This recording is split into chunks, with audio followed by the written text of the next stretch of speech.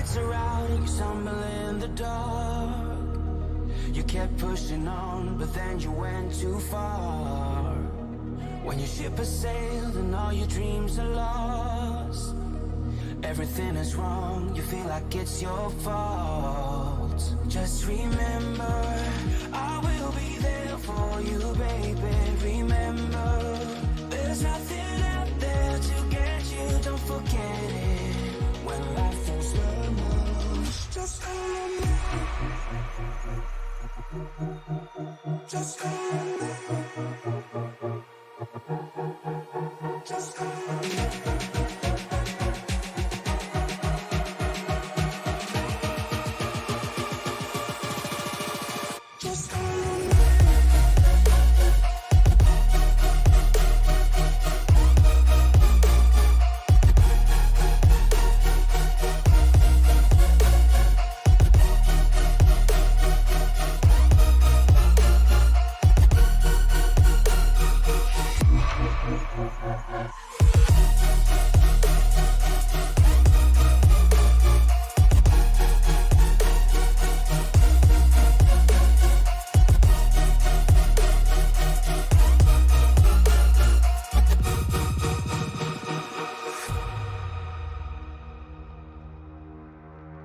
You're stronger now than you ever been. You gotta leave now, it's time to catch the wind. You will climb up high and look through the clouds, and when you're feeling low, I know you'll bounce back. Oh, and just remember, I will be there for you, baby. Remember, there's nothing out there to get you, don't forget it. When life throws lemons, just call on me. Just call on me. Just call on me.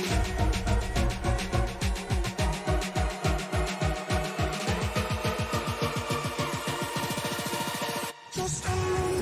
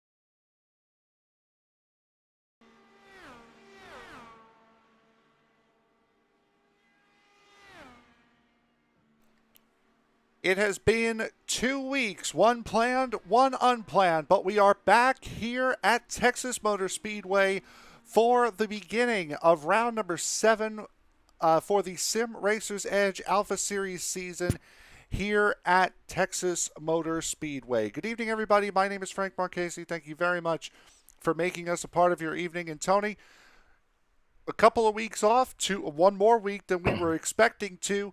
Now we have another month straight of racing to get into here, and it all starts in the Lone Star State.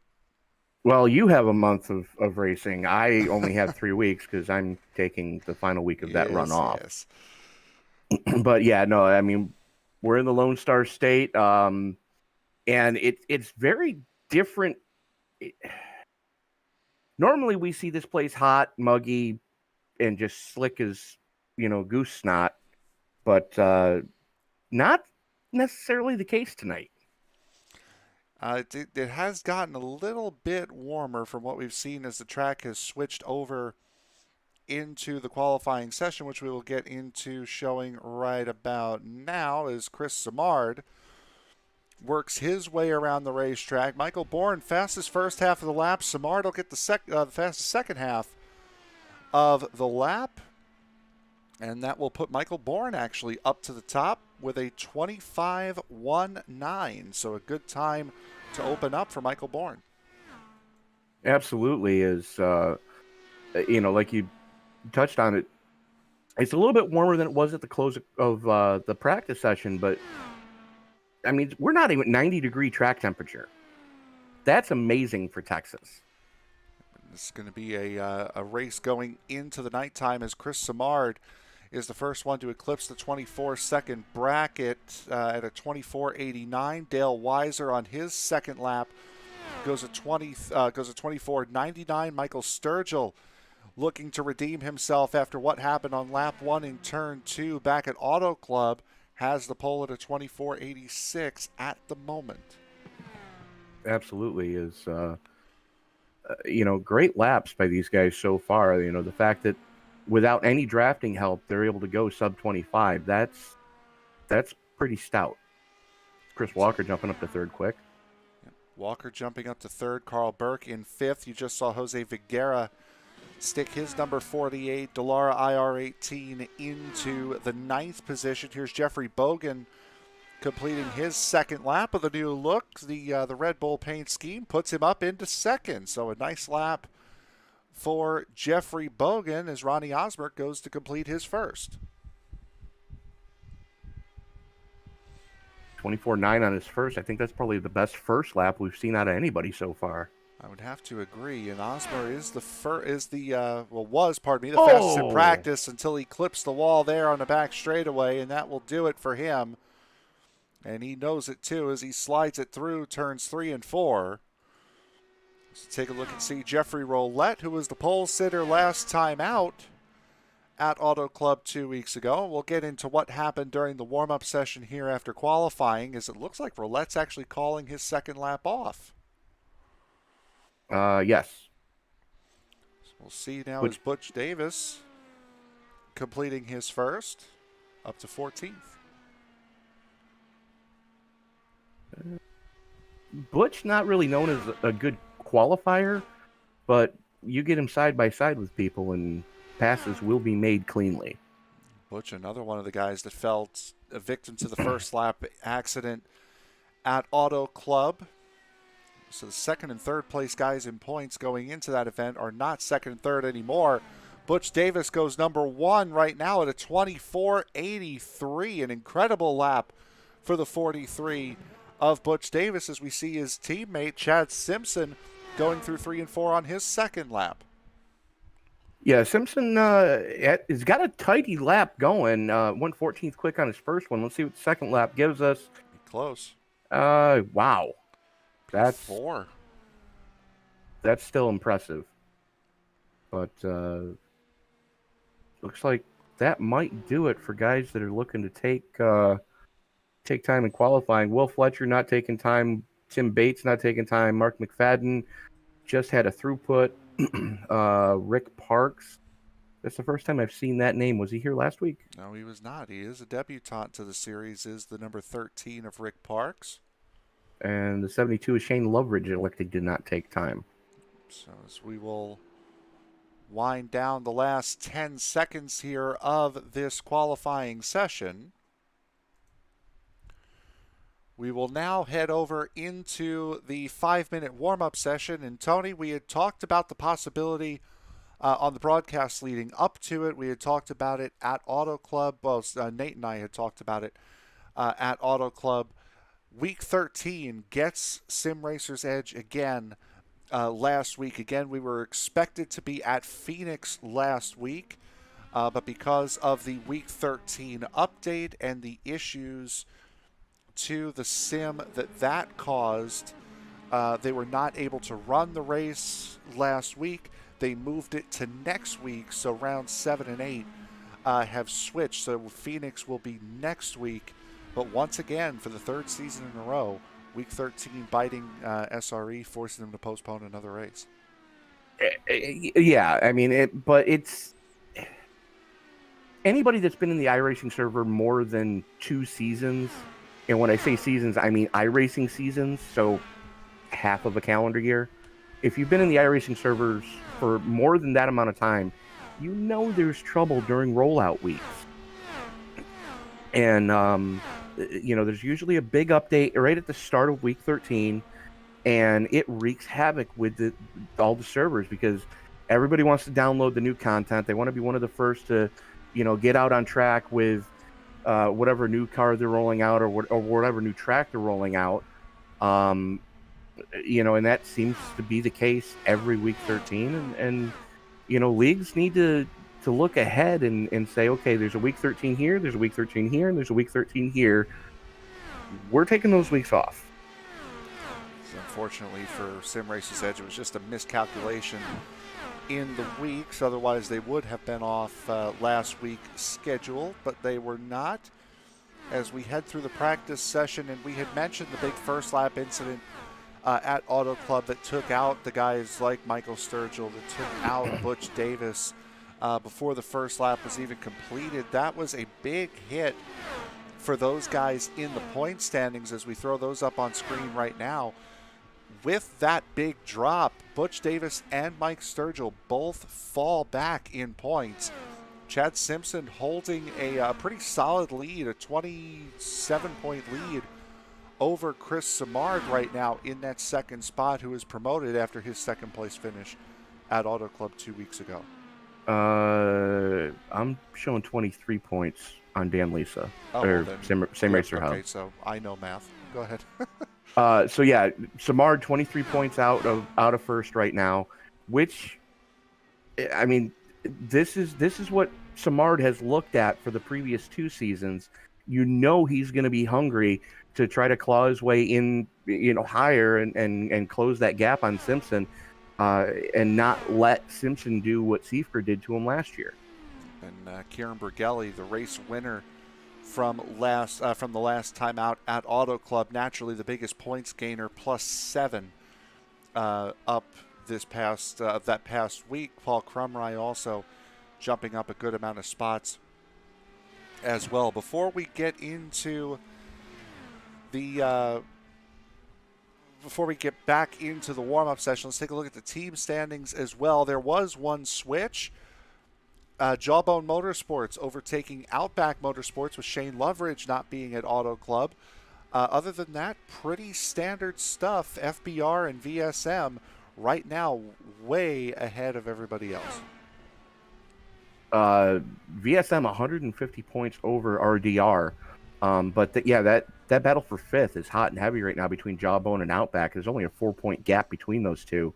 But Riding Dirty, currently sitting in 3rd in points, really has to be careful because Voodoo Racing is only 12 points out from them. So, all it takes is one bad race either way, and we've got a completely different battle in that team standings. And Voodoo Racing definitely nipping at the heels of the competitors riding for RDR, and it would help that with the 2 teams up front, FBR currently sit 1 and 3 in the driver standings. VSM currently sit 2 and 4. So naturally, those guys who have had such a great run all season long, naturally those two are so far ahead. Yeah, absolutely. And the other thing to think about too is VSM has 3 drivers in the top 10 right now, and between those 3 drivers, they've got, I believe, if my math works out right, they've got 4 wins. No, I'm sorry, 3 wins.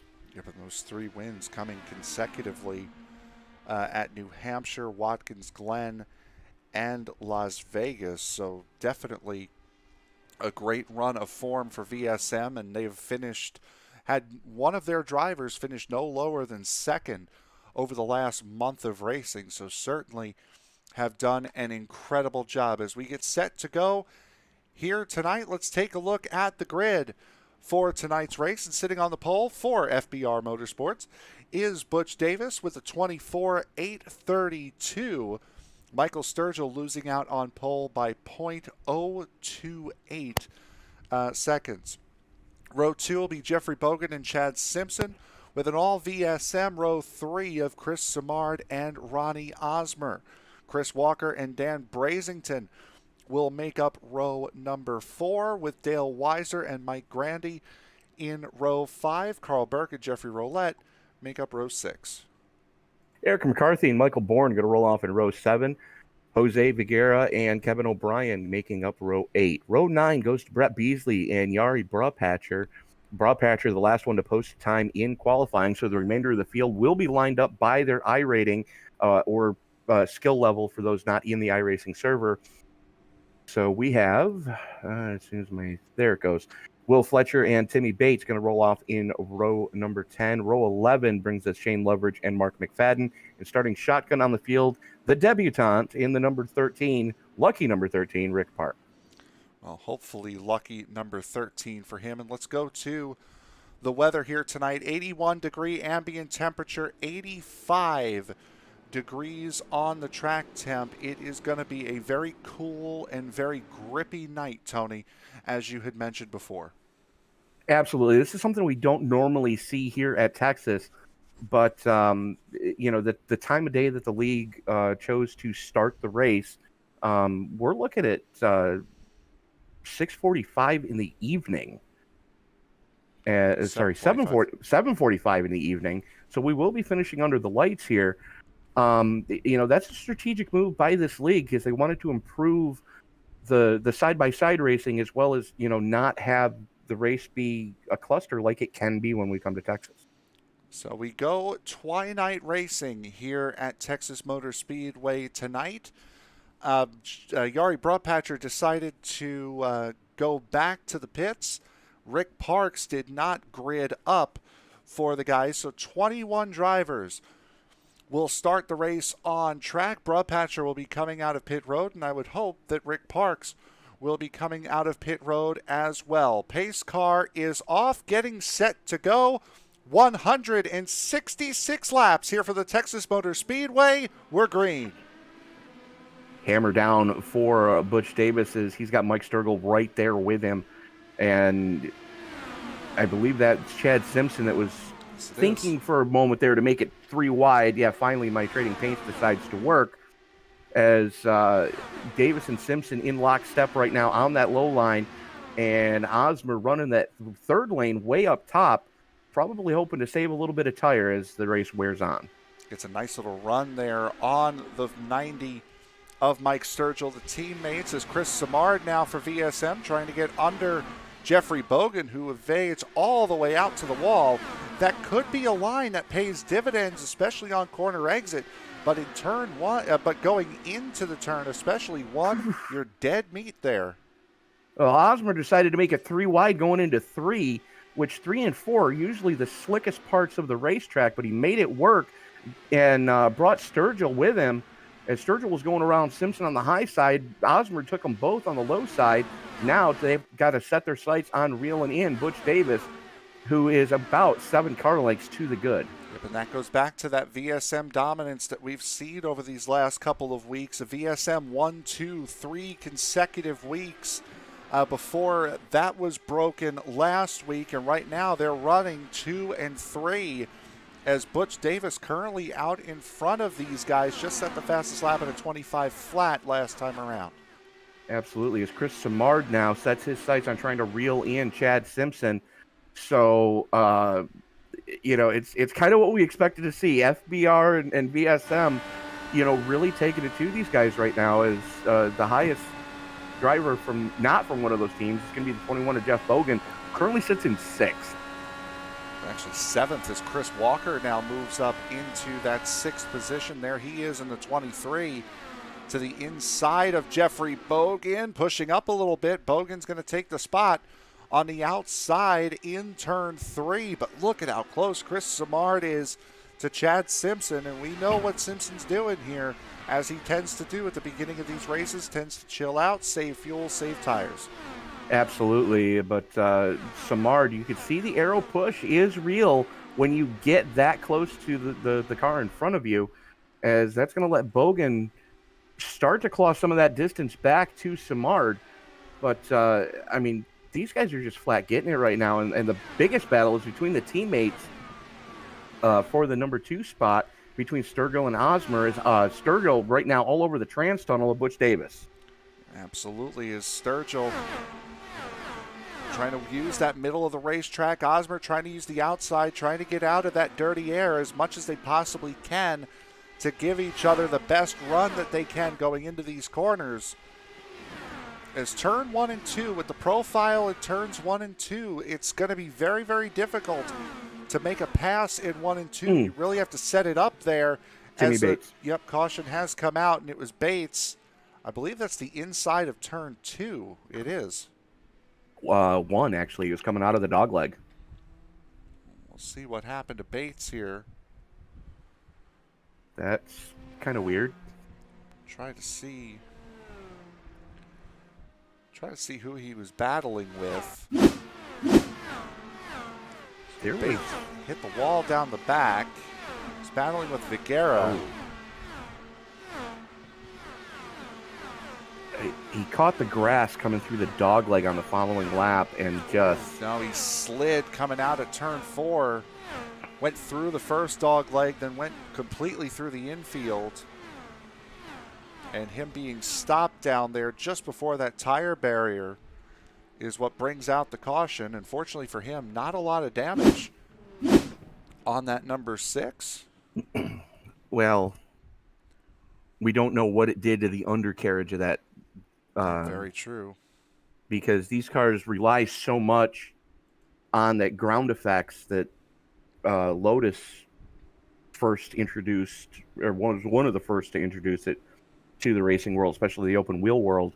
That's really where most of these cars get their downforce from, is that under tray that has just all sorts of tunneling going on down there. And all it takes is one trip through the grass. And he does have wing damage. So, going through the grass like that, if that gave him wing damage, you got to wonder how bad is that under tray.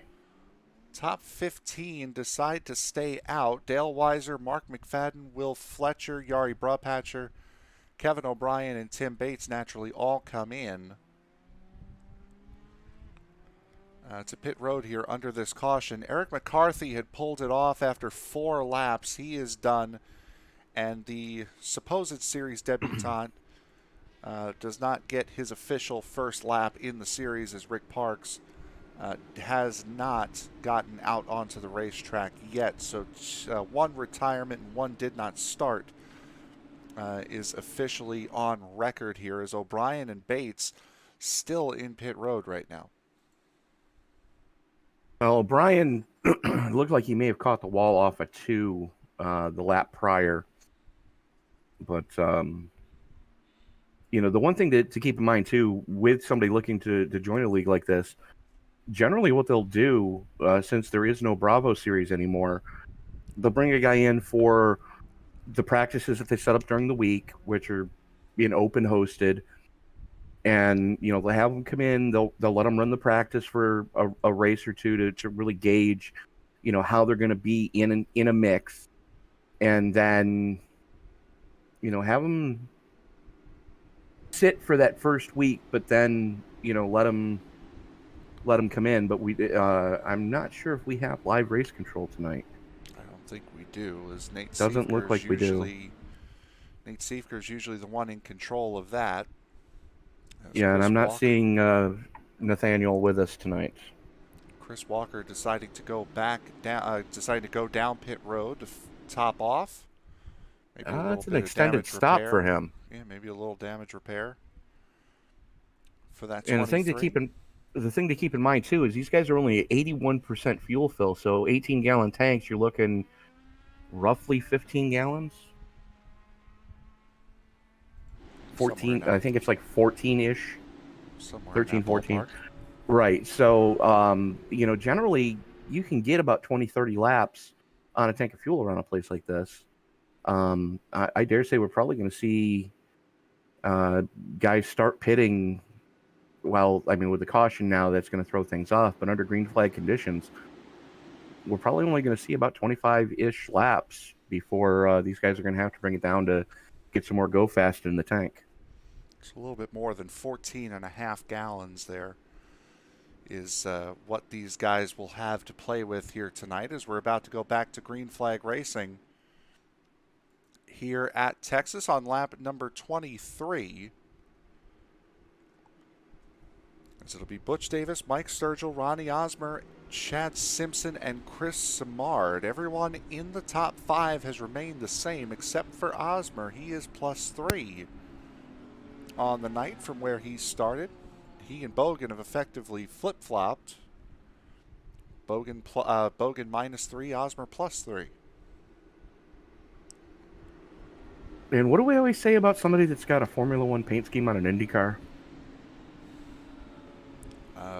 Be sure to brake going into turn 1. Oh, go ahead and take a look at Bogan's 21. I know what it is. So, and what happened to that team at the last Formula One race? As I'm grinning ear to ear. To be fair, there is no Mercedes in here, so I think he should be okay. Yeah. As we get set to go back racing here, Tony, bring him down. Pace car getting ready to haul off in as Davis is going to have the button, and it is a single file restart as per real world IndyCar rules. Pace car is in, and Davis holding him down, pulls the trigger, and we are back underway as the green flag comes out. Great restart for Davis. A very good one for him. Chris Simard also getting a good one in that number 77. These guys tend to string out a little bit, but we'll see, especially at the front. Once this field starts to get back up to pace, they're really going to start getting at it again. Yeah, absolutely. Sturgill already starting to reel in. Davis gets a great run down the front chute, full send it mode going into turn 1. Down to the inside goes Sturgill. And that's going to be a very advantageous move for the 90, at least for the moment. Some smoke down the back straightaway. As Sturgill now will be able to take that momentum and hold that inside line going into turn 3. Turns 3 and 4 here are not nearly as stressful on the car as turns 1 and 2 are, as Butch Davis now flips to the inside line. It's the way they reprofiled turn 1 and 2. It is not a fan favorite as we are back under caution again. And I think it's Tim Bates again. It is. Yes, it is. It's Kevin O'Brien as well. Yeah, he got together with O'Brien. Now, the smoke on the back straightaway the previous lap was Mark McFadden going for a ride coming out of 2, cold tires and a little too much throttle, and sent him around, and he went pit side. And the Bates bangs the wall coming off of 4, and O'Brien absolutely nowhere to go, just a victim of circumstance. Just saw the McFadden spin. And now we'll see what happened between Bates and O'Brien. Boy, Bates hit that wall big time coming off of 4. And O'Brien had nowhere to go.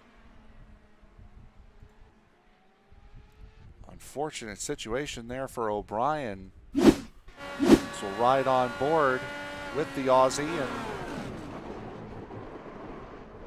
so if you'd like to volunteer to start killing rabbits, cutting off their feet, and sending them over to Australia, go ahead and drop a comment in the live video. or the live stream, and we will get your information over to Kevin O'Brien, and he can tell you where to send those rabbit's feet to try to improve his luck. I was wondering where you were going with that. You're welcome. I don't know about that. Is Mike Grandy comes in. First one out of the top 10. Shane Loveridge in pit road as well. The only two pit takers that were not a part of an incident there under that caution.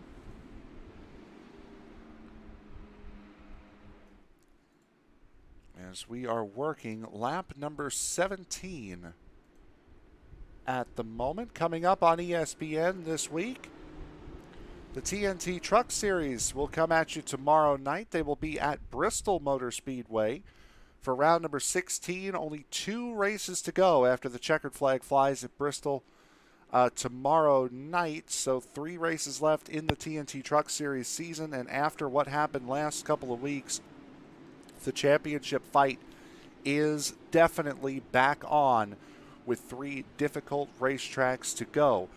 Also, the second end of the doubleheader, it's almost a triple header.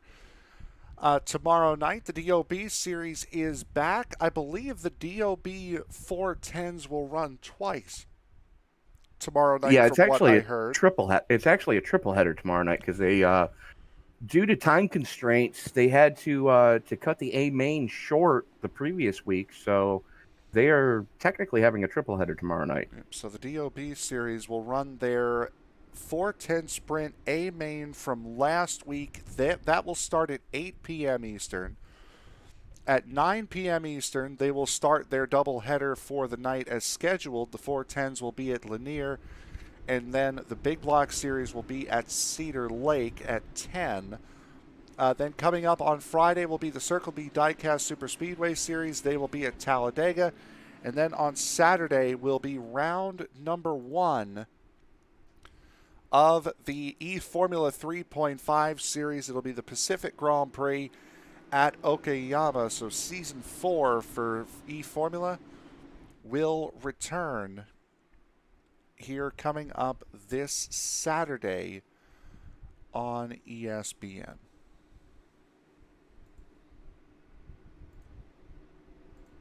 As looks like we are going to be 1 to go this coming time across the stripe. Davis, Sturgill, Osmer, Samard, Simpson, Bogan, Brazington, Roulette, Bourne, and Jose Vergara into the top 10. So decent run for the man south of the equator. Vergara certainly having a solid run there. He is in the 10th spot. The Chilean international. Longer than normal, longer than I can remember pace laps here at Texas. It's taken about 5 or 6 laps to get this going. It used to be 4 to 5. I think they added 1 or 2 more. That's a possibility, as just got confirmation Timmy Bates has put it on the hauler. So there's second DNF of the night, at least officially. And we might have a third one because O'Brien's been in the pits a long time. Yeah, 4.5 minutes. I don't think O'Brien will be getting that car back out onto the racetrack. So working lap 19, only 19 competitors left. 3 DNFs and 1 did not start. Mark McFadden back out on the racetrack. However, he is 3 laps down at the moment in the 22. Well, he tagged the safer barrier on the on the inside of the back straightaway after going for that spin coming out of 2 on the last restart. Luckily, he didn't spin completely around, just got the car sideways, a lot of tire smoke, and just couldn't get it collected before he caught that safer barrier, as the lights are out on the official pace car. So we are getting set to go. Here again at Texas, riding off the back of Butch Davis's number 43. As we get set to go here for this restart, about to begin racing again on lap number 20. Pace car is off. Green flag is in the air and a big jump, and you can see just how explosive these Indy cars can be off the line. Yeah, absolutely. But you've got to think that with Osmer and Sturgill working together like they are. Oh, Oh boy, Osmer down on Osmer. the apron. Yep, Osmer caught a big bit of that apron on the start there. We'll take a look and see what happened in just a moment as Osmer cycles back in. He's going to fall into 7th position behind the 29 of Dan Brazington. Still a VSM 1-2, still a VSM 2-3. Not the 2 that it was a moment ago, as Michael Bourne and Jeffrey Roulette now battling for position. Yeah, Bourne and Roulette just, going hammer and tongs right now as Osmer working on the backside of Dan Brazington trying to get back moving forward. So that is your battle for 6th. And Osmer liking that low line right now. But, we've seen it before where, guys use that low line a little too much and they just burn the right front tire off as Brazington trying to battle back going through 3 and 4. Brazington had that run off the outside of turn 2, is able to take that position back. Actually just missed out on it at the start-finish line, but he will get it back as Mike Grandy is off and spinning hard into the pit wall on the inside line. Mike Grandy in the 12. He'll reset back to pit road, saving the caution, but a big spin, a big moment for the 12 of Grandy. Just misjudged the exit of... Wow. That car's not coming back. We'll take a look at the restart here. This is... My Lanta. This is on the restart. This is what happened to Ronnie Osmer. Remember, we saw him on the apron in 1. Goes to dive under. Oh, boy. Looks like he just got loose there in turn 1. And then here's what happened to Mike Grandy just a second ago. Coming off of turn 4, hits the wall, can't get it woed down in time, and pancakes the left side of that number 12 against the pit wall as Butch Davis and Mike Sturgill battling side by side for the lead coming out of 4. They're battling side by side for the lead, and Simpson and Samard are going haymaker at each other. Just complete UFC right now for 3rd as Sturgill finally gets the clear coming off of 2. New leader. These two, remember, did not gain many points at all. Sturgill got 5. Davis had 4 off of the last race with the incident on lap 1 as the caution comes out again here. Vigera.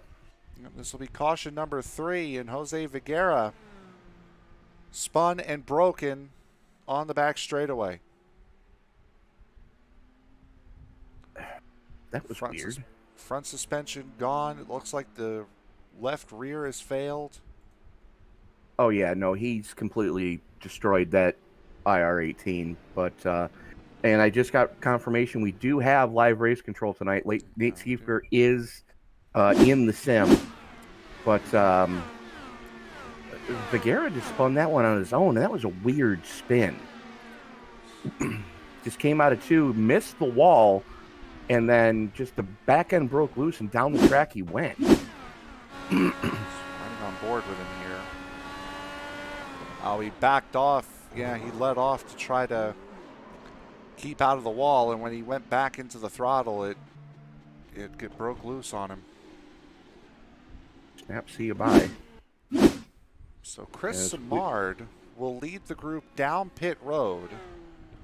Jeffrey Bogan, Osmer, Brazington, Walker, Burke, Brubpatcher, Loveridge, Fletcher, Weiser, all down pit road. Yeah, it's a lot of takers right now. So it looks like Mark McFadden getting the free pass on that one, as he was the first car that wasn't involved in an incident, 1 or more laps down. So now only 2 laps down for McFadden.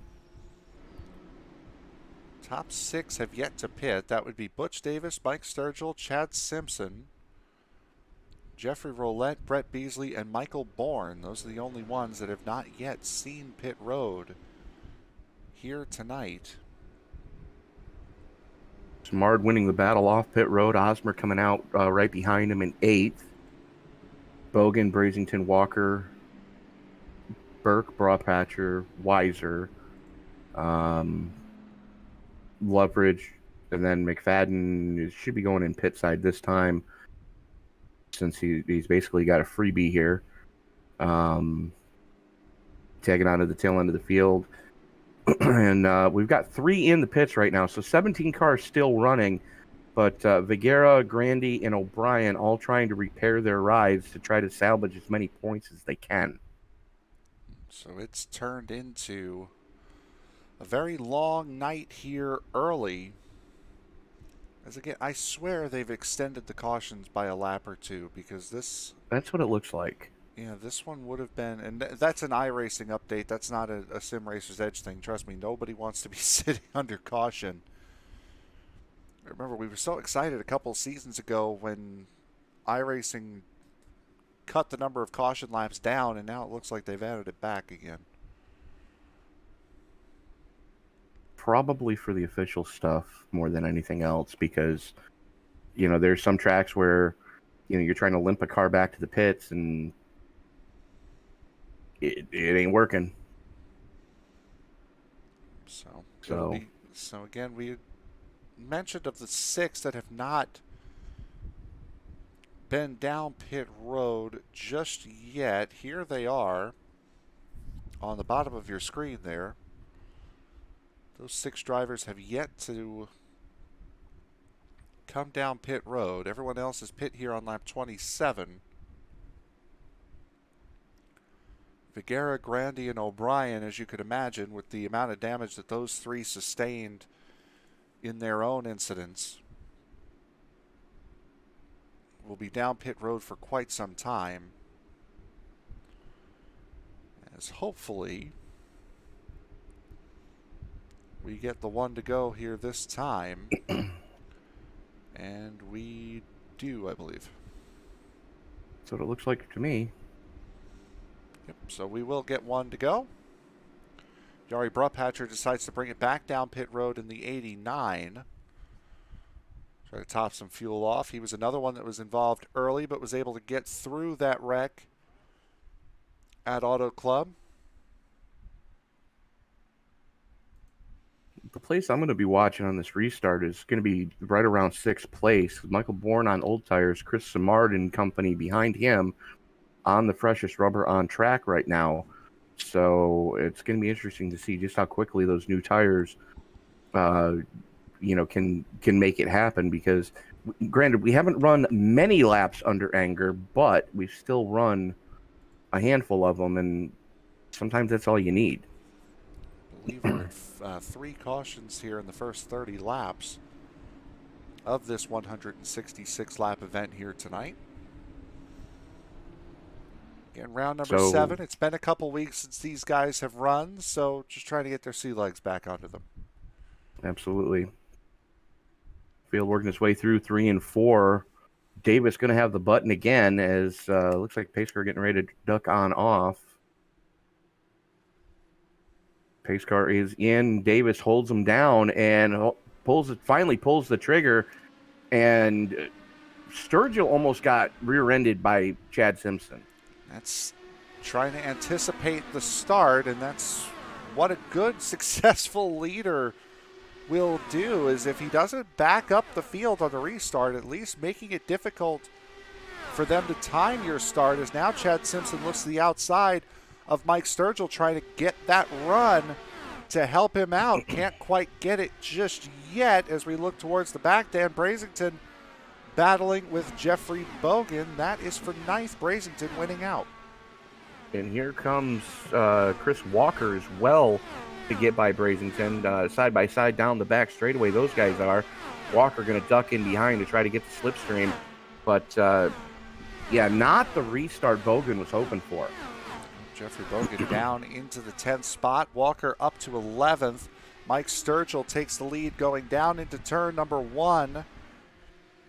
And that will put Mike Sturgill up into the race lead, but Butch Davis goes right to the inside, try to take it back. And that's exactly what we saw the last time Sturgill tried to wrestle the lead away from Davis. Davis just crossed him over, and off we go, as they are coming up very quickly on a lap car, and not quite sure. Well, that is Jose Vigera Yeah. that they're coming up on in the 48. As we look a little bit further back, Jeffrey Roulette way to the inside, trying to get around Brett Beasley. The top 6 drivers, again, we had mentioned none of those guys had come into pit. None of those guys have been passed either, as Chris Simard, first driver out of pit road in P7, he's still in 7th. He's got one heck of a run on Michael Bourne, though, and he'll make that position stick going into turn 1. Well, it goes back to the restart where, that whole restart sequence kind of stacked everybody behind Simpson up because everybody was starting to climb on the binders to not run over the person in front of them. And being as the trick with a single file restart like they use here is to go to the far outside. You can't pass to the inside until you get to the start-finish line. Whoa! I believe Bourne just went into the wall. Might have been Osmer, actually. Oh, no, that was Osmer. Yeah, Osmer's the one that's been wall riding here tonight. Well, rim riding, I should say. Might have just went up a little bit too high. He's going to get the run again on Michael Bourne. He had the move done going into turn 1 last time around.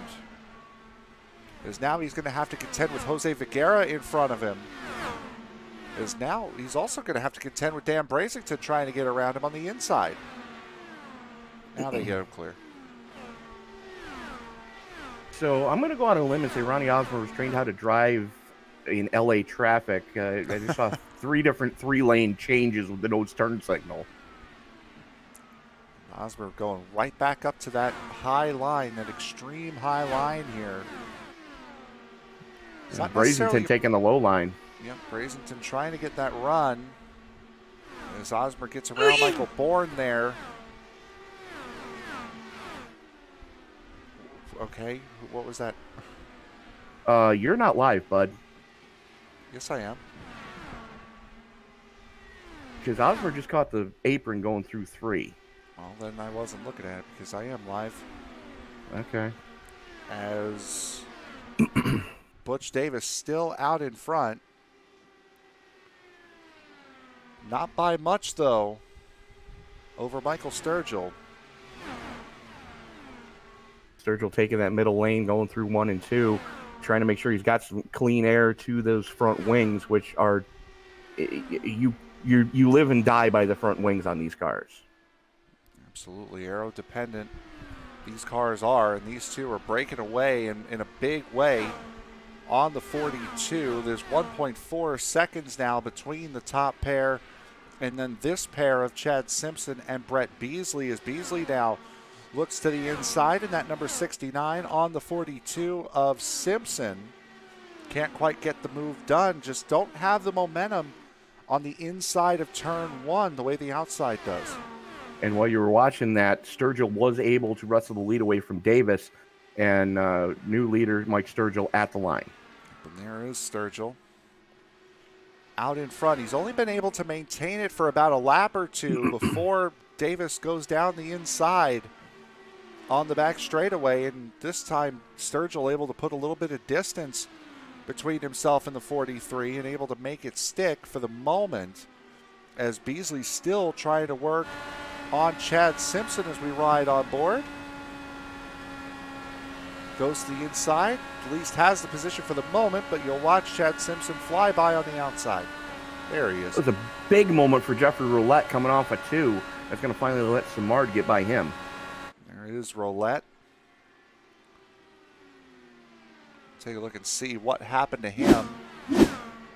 Coming off a 2, and yep, you see that big wiggle there by the 66, that orange and black car on the inside line.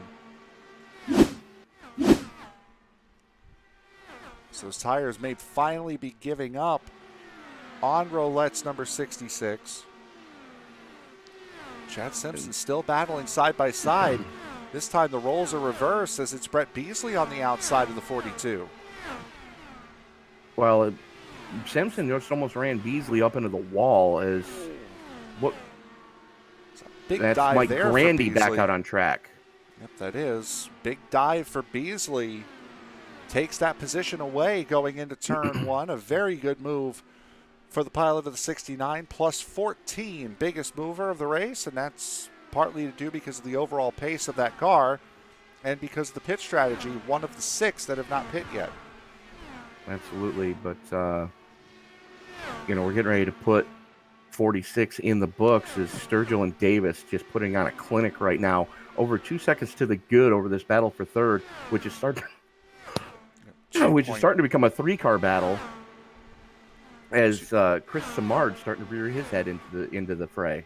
2.5 seconds between the 43 and this battle here for the third position. Beasley, Simpson, and Simard. With Ronnie Osmer about a second off of this trio. Still battling a little bit further back. Battle inside the top 10 between 9th place Michael Bourne in the 34 and 10th place Chris Walker in the 23. Yeah, Walker trying to make some headway as Bourne is one of the ones that hasn't been down pit road yet. Walker has put 4 new skins on that car as a little bit behind him. Shane Loveridge starting to make something happen. He is. Just got around Yari Brupatcher. This battle for third here has gotten a little bit closer as Brett Beasley, Chad Simpson, and Chris Simard still running the same lines they were, but this is also allowing Ronnie Osmer to catch up. He was about a second behind. He's now half a second behind this trio as Osmer running that outside line in turns 1 and 2, running the middle in 3 and 4, making big gains on this group. He'll be back up to them most likely by the middle of the back straightaway. That's what it looks like, and it kind of goes back to the whole aero-dependent thing. Those guys are punching a pretty big hole in the air as they're running side by side, and finally Simpson decides to duck in behind Beasley. But when they fan out in the corner like that, that's where Osmer's making his gains, is in the corners with those 3 guys running 3 different lanes. We'll see right here just how you run the outside. Oh, maybe not. We'll see how you run the outside line. He's going to take the middle. Here does Osmer, and he's going to lose a little bit of time. And Mike Sturgill announcing he's going pit side. Yep, there goes Sturgill. So Sturgill, the first of the 6 that have not come into pit yet to dive off into pit road. Would have to assume the 43, 42, 69, 66, and 34 are not that far behind. The 34 Bourne is in. Roulette just called his. So the 66 will be in here this time. And so is Butch Davis, the race leader. And that's going to give the lead of the race over to the 42 of Simpson, which we kind of expected, since Simpson, usually dials it back a little bit at the beginning of the race to try to get another lap or 2 over everybody else on fuel economy. Brett Beasley pits in out of this group as well, as I believe Simpson now will make the dive into pit road. So Chad Simpson comes in, and that will hand the race over to Chris Simard, Ronnie Osmer, Dan Brazington, Chris Walker, and Jeffrey Bogan, the current top 5 as we work lap 54 here at Texas Motor Speedway. We will take a quick break. We'll be right back. You're watching Sim Racer's Edge, round number 7 from Texas, right here on ESPN. Don't go anywhere.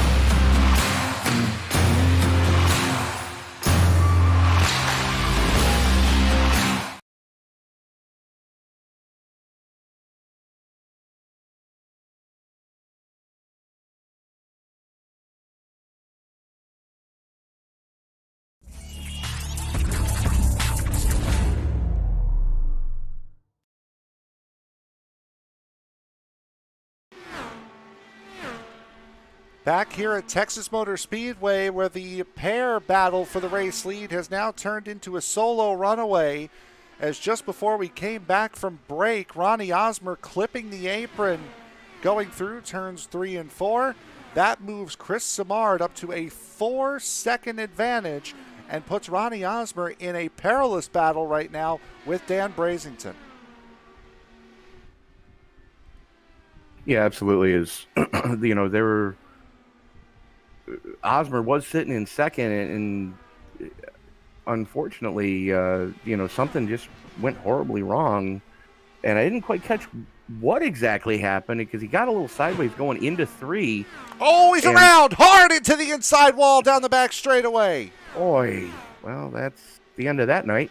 Stay green for the moment at least, as Osmer is able to keep it down, but the rear tire's starting to give up on Osmer, and they finally go.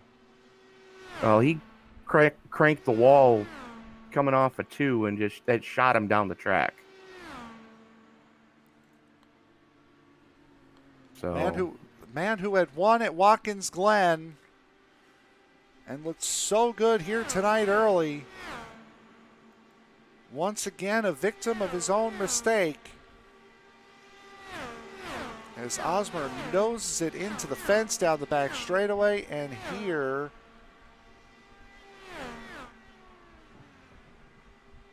possibly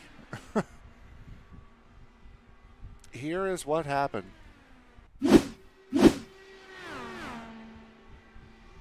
Can I say possibly? Well, he caught the wall off a 2 and it just shot him down the track. You see there, he did clip that outside a little bit. The right rear on the outside wall. Take a look at it one more time here. See, watch the right rear. Watch the sparks come off the right rear. It upset the car big time and almost got very lucky and almost just nosed it into the fence. But he did have a little angle on it. You could see the flapping of the left front suspension. Yeah, absolutely. I mean, that was a hell of a hit.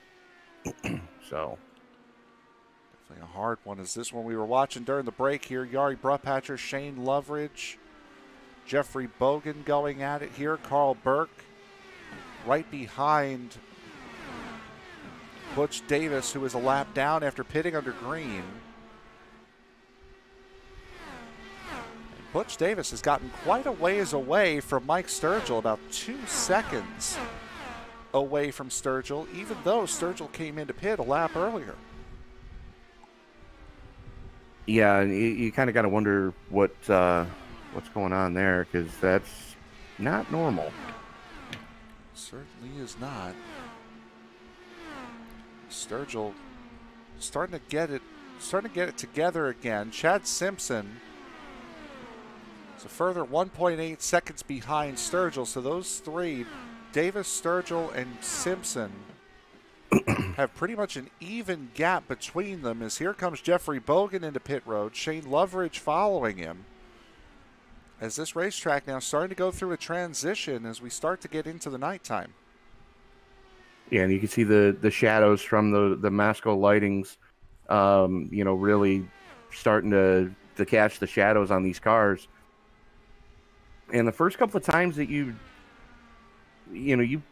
blasted down the back straightaway here, it's like watching a strobe light, because you have that flash in the left peripheral.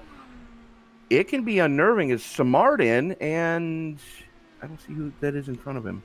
I think that's Will Fletcher. Yes. In front of him. So Chris Simard pits from the race lead. Now again, we have not had a caution since the caution that came out back on lap 27. Chris Walker pitting from third. That gives Dan Brazington the race lead momentarily. Yari Brupatcher, Dale Weiser staying out. And Brazington coming in this time. Brupatcher in. Weiser stays out, so Dale Weiser will take the race lead and lead this lap. Davis back on the lead lap. Sturgill still has to. Okay, Sturgill back on the lead lap now. So we're seeing two very different pit strategies starting to play out. And again, that all comes back to pitting under the caution on lap 27 as Dale Weiser now brings it down pit road. And in just a moment, that will give Butch Davis the race lead back. Chad Simpson was able to get around Chris Simard. Battle for position here coming out of pit road is Chris Walker able to take the position away from Dan Brazington. He was behind Dan before the pit cycle began. That is Jose Vergara coming in. So now as we cycle back out, Butch Davis back to the race lead, but with about 20 laps less tires and fuel than the rest of the field. Yeah, absolutely. Is Simard able to come out in fourth? So this is going to get interesting. And I'm not going to say. And Osmer has put it on the hauler, so calling it a night there for the VSM driver out of Louisiana. Would have assumed as here's Mike Sturgill riding on board with him, sitting just over his left shoulder. Seeing what he can see about as well as we can. We're hearing how long he's having to roll through turns 1 and 2. And again, that has to do with that flatter profile in turn 1 and 2 and a little bit wider as well, as this racetrack, just since 1997 when this racetrack opened, has gone through about 5 different repaves and reconfigurations, a lot of them focusing around turn 1 and 2. Yeah, absolutely. And it was all to try to improve the racing to an extent, but it's done nothing but annoy the drivers. Pretty much, yeah.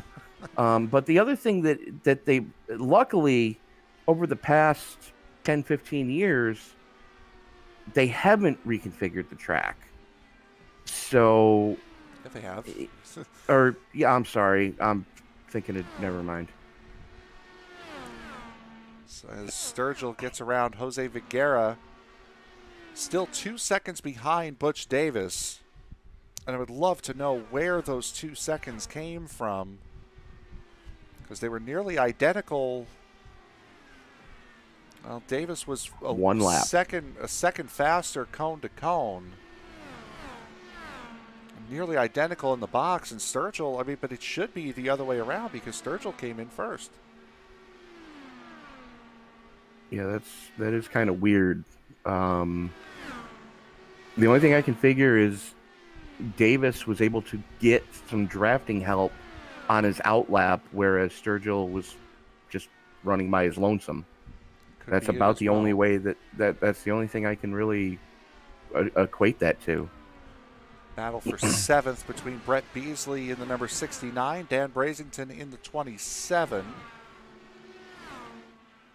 Another close battle on track. This is between Yari Brubhatcher and Carl Burke for 9th and 10th. Jeffrey Bogan, see him flashing in the background there. And another battle. This one just to stay on the lead lap as Michael Bourne tries to catch up to the 24 of Dale Weiser, as the 43 of Butch Davis now puts the 34 of Bourne a lap down. Yeah, Davis is definitely he's wanting to make a statement here tonight that he's probably still a little pissed off from Auto Club, so definitely looking to make a statement saying, hey, no, you want to get the championship, you got to go through me and my teammate. It certainly has been that this season. Davis does have a win this season. That was back at Kansas in round 2 of the season. So Davis looking for his seconds. I believe Shane Loveridge has gone off. Yes, he has, going through the tri-oval, or the quad-oval rather, is Shane Loveridge. Doesn't look as though he hit anything, so he will return. Yes, he did. Back to the race. Well, at least anything hard. Might have caught the wall out of 4. We'll take a look and see. And that's the new iRacing update. He's definitely going to get an unsafe pit entry penalty, so look for him to bring it down pit road this next time. But that's part of the iRacing update that we saw during week 13. They changed the physics on those safer barriers, and now it just ricochets you anytime you touch it. That was a big one there for Loveridge, but we saw earlier from Mike Grandy's case, it can be a lot worse, and you could see, well, maybe it was a lot worse than we thought because he has a right hand down issue, does that 72, so the toe is knocked out even from just that little bit of contact with the turn 4 wall. It absolutely is. And I can understand iRacing's want to try to fix that, because there was, for a short time during season 3, there was a short time where we would see guys wall ride and it wouldn't really affect the car that much. I mean, on the full fendered cars, yes, it would cheese grater the right side of the car, but suspension wise, it wouldn't really do anything. So now they've really ramped up the physics on those safer barriers, and just light contact like Loveridge had, it shoots you across the track and sends you down pit road on the front chute. See Jari Brupatcher battling with Carl Burke for 9th still. Brupatcher has taken the position away from Carl Burke. Jeffrey Bogan not that far behind. That's Mark McFadden in the 22, directly behind. As the race lead is still 2.2 seconds in favor of Butch Davis as Michael Sturgill comes into pit road now. So for the guys that came in between lap 50 and 54, pit window is open again. Well, we are right around the halfway mark, a little bit past it. Whoa, big moment for Beasley coming off at 2. There is Brett Beasley. He's coming off a 2 right now. Oh, that was a big one for Carl Burke, and he is in the wall hard on the inside. Oh. I mean, especially after last night's race, that just, you got to feel, I just watched the replay of that one. Yeah, that was about the same thing we saw Ronnie Osborne do. It was the same thing. Yeah. Boy, he thought he had it, and then just it kept drifting and drifting and drifting down. Big time collision with the inside wall there for Carl Burke, and that will end the night, unfortunately, for the 53. I mean, you hate to see it because, I mean, Burke is a strong competitor, but he's one of those guys that anytime you say, hey, Carl, can you help me try to dial this in? He's one of the first ones to say, yes, absolutely. Let's go, try to figure this out together. Always willing to help. Always, he's got it. For as bad of luck as he has on a regular basis in the servers, he has one of the best attitudes I've ever seen. Absolutely. And he and Shane Loveridge have both just put it on the hauler. See him a lot here on the ESPN broadcast, both last night in Western States, here tonight. So we just finished riding on board there with Chris Walker. 4th. Just behind Jeffrey Roulette. That is the battle for 4th. Chad Simpson and Chris Simard battling for 2nd as these guys, I think Sturgill may have short pit himself a little bit. That's what it looked like. I'm thinking he's got to be thinking tire fall off, but I'm looking at the fall off right now and it's negligible. Boy, and that's Sturgill right behind that battle for 4th as now he's going to try to make it 3 wide here in the middle. Has the tire advantage, so he should make it work. Roulette bows out. As just before that, Chris Walker going into turn 3 got very, very close to collecting. Oh, and somebody else is off down in the back straightaway. I think it's Mike Randy again. Yeah. If it was. As Butch Davis comes down pit road, Mike Randy doing the exact same thing we saw Carl Burke just do. Oh, and I think Davis just blew his box. Let's get to that here. Let's get to that. Yep, he did. No, he had to. Yeah, otherwise he would have gotten collected by Oh, no. by Michael Bourne as the cautions come out. The question is... I think the caution came out for Grandy. Yeah, it did. But the question is that an illegal stop for... It shouldn't be an illegal stop for Davis. He had been in pit road. Well, let's find out. When that happened. So he was halfway down pit road by the time the caution came out. So I wouldn't be too concerned about Davis. No, well, he wasn't more than halfway. He was just getting to the infield oval. Still, he was on pit road. He was thinking about just avoiding going into his box. He was thinking about it. We'll take a look at that in a second. I think Jeffrey Roulette's also had an issue.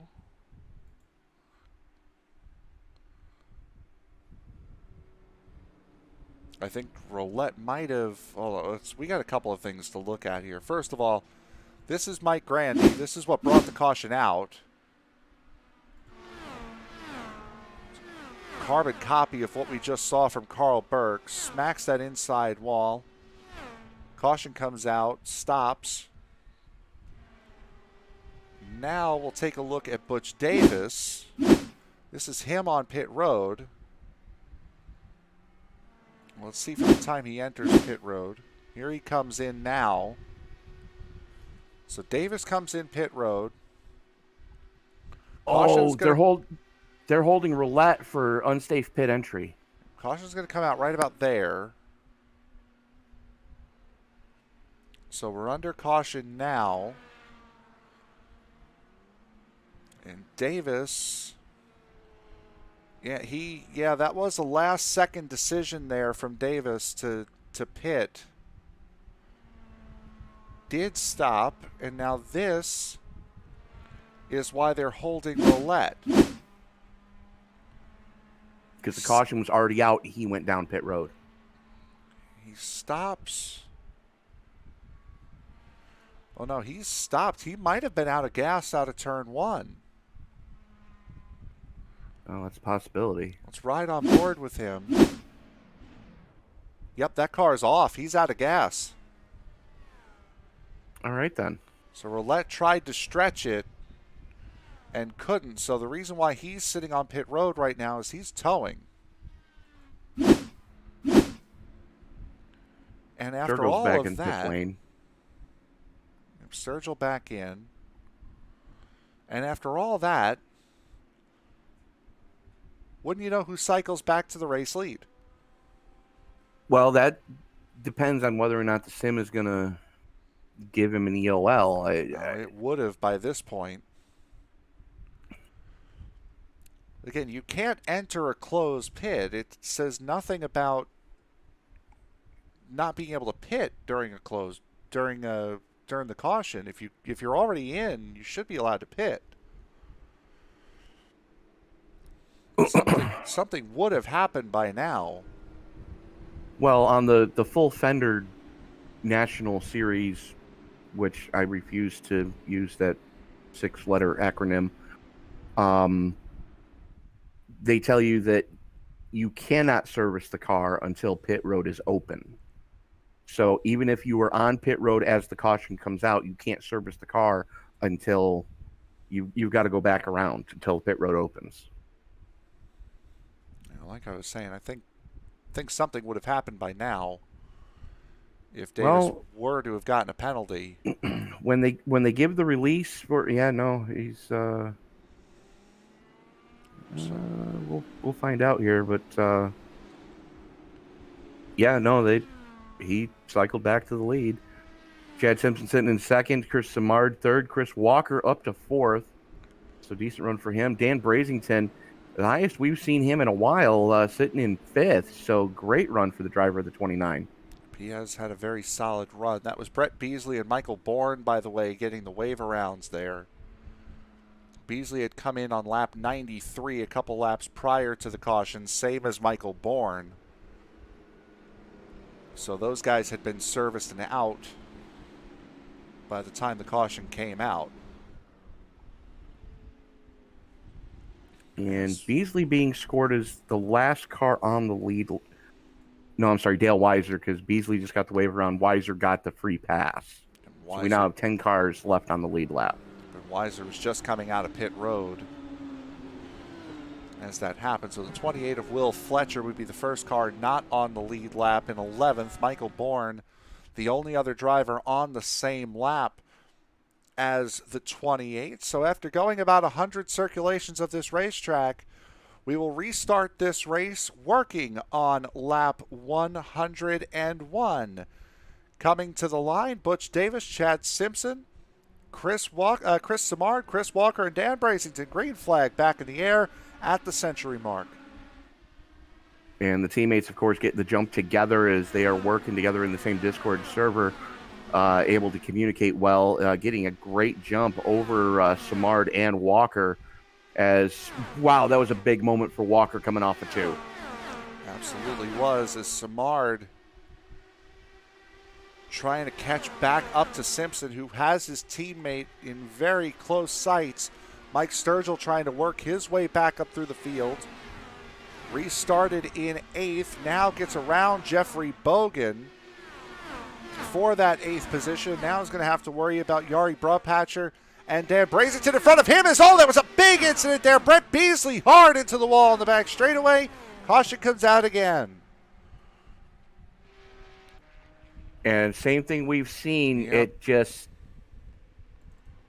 It's almost like the safer barriers are now spring-loaded. And Chris Walker was lucky. An extra coat of paint on that safer barrier, and he would have been in trouble as he was coming off a 2 as well. So right on board here with Beasley. He knows he's going to hit it. He's off the gas there. And you're right, just bounce him out and then let the pirouette begin. So take a look at this from... No real surprise. He's actually just put it on the hauler too, so... Wait, let's try to do this one more time here. This is from Viguera's on board. Boy, watch out.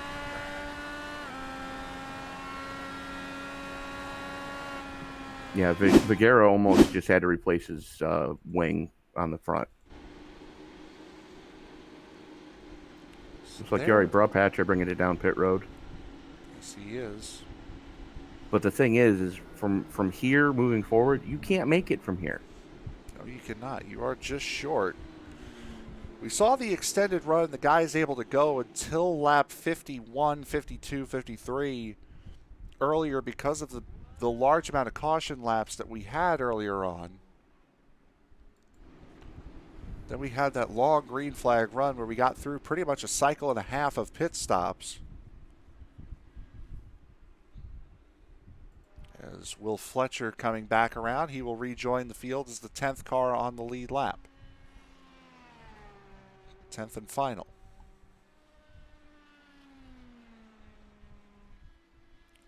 And that will leave Michael Bourne in the rather carefree position of being the only car one lap down.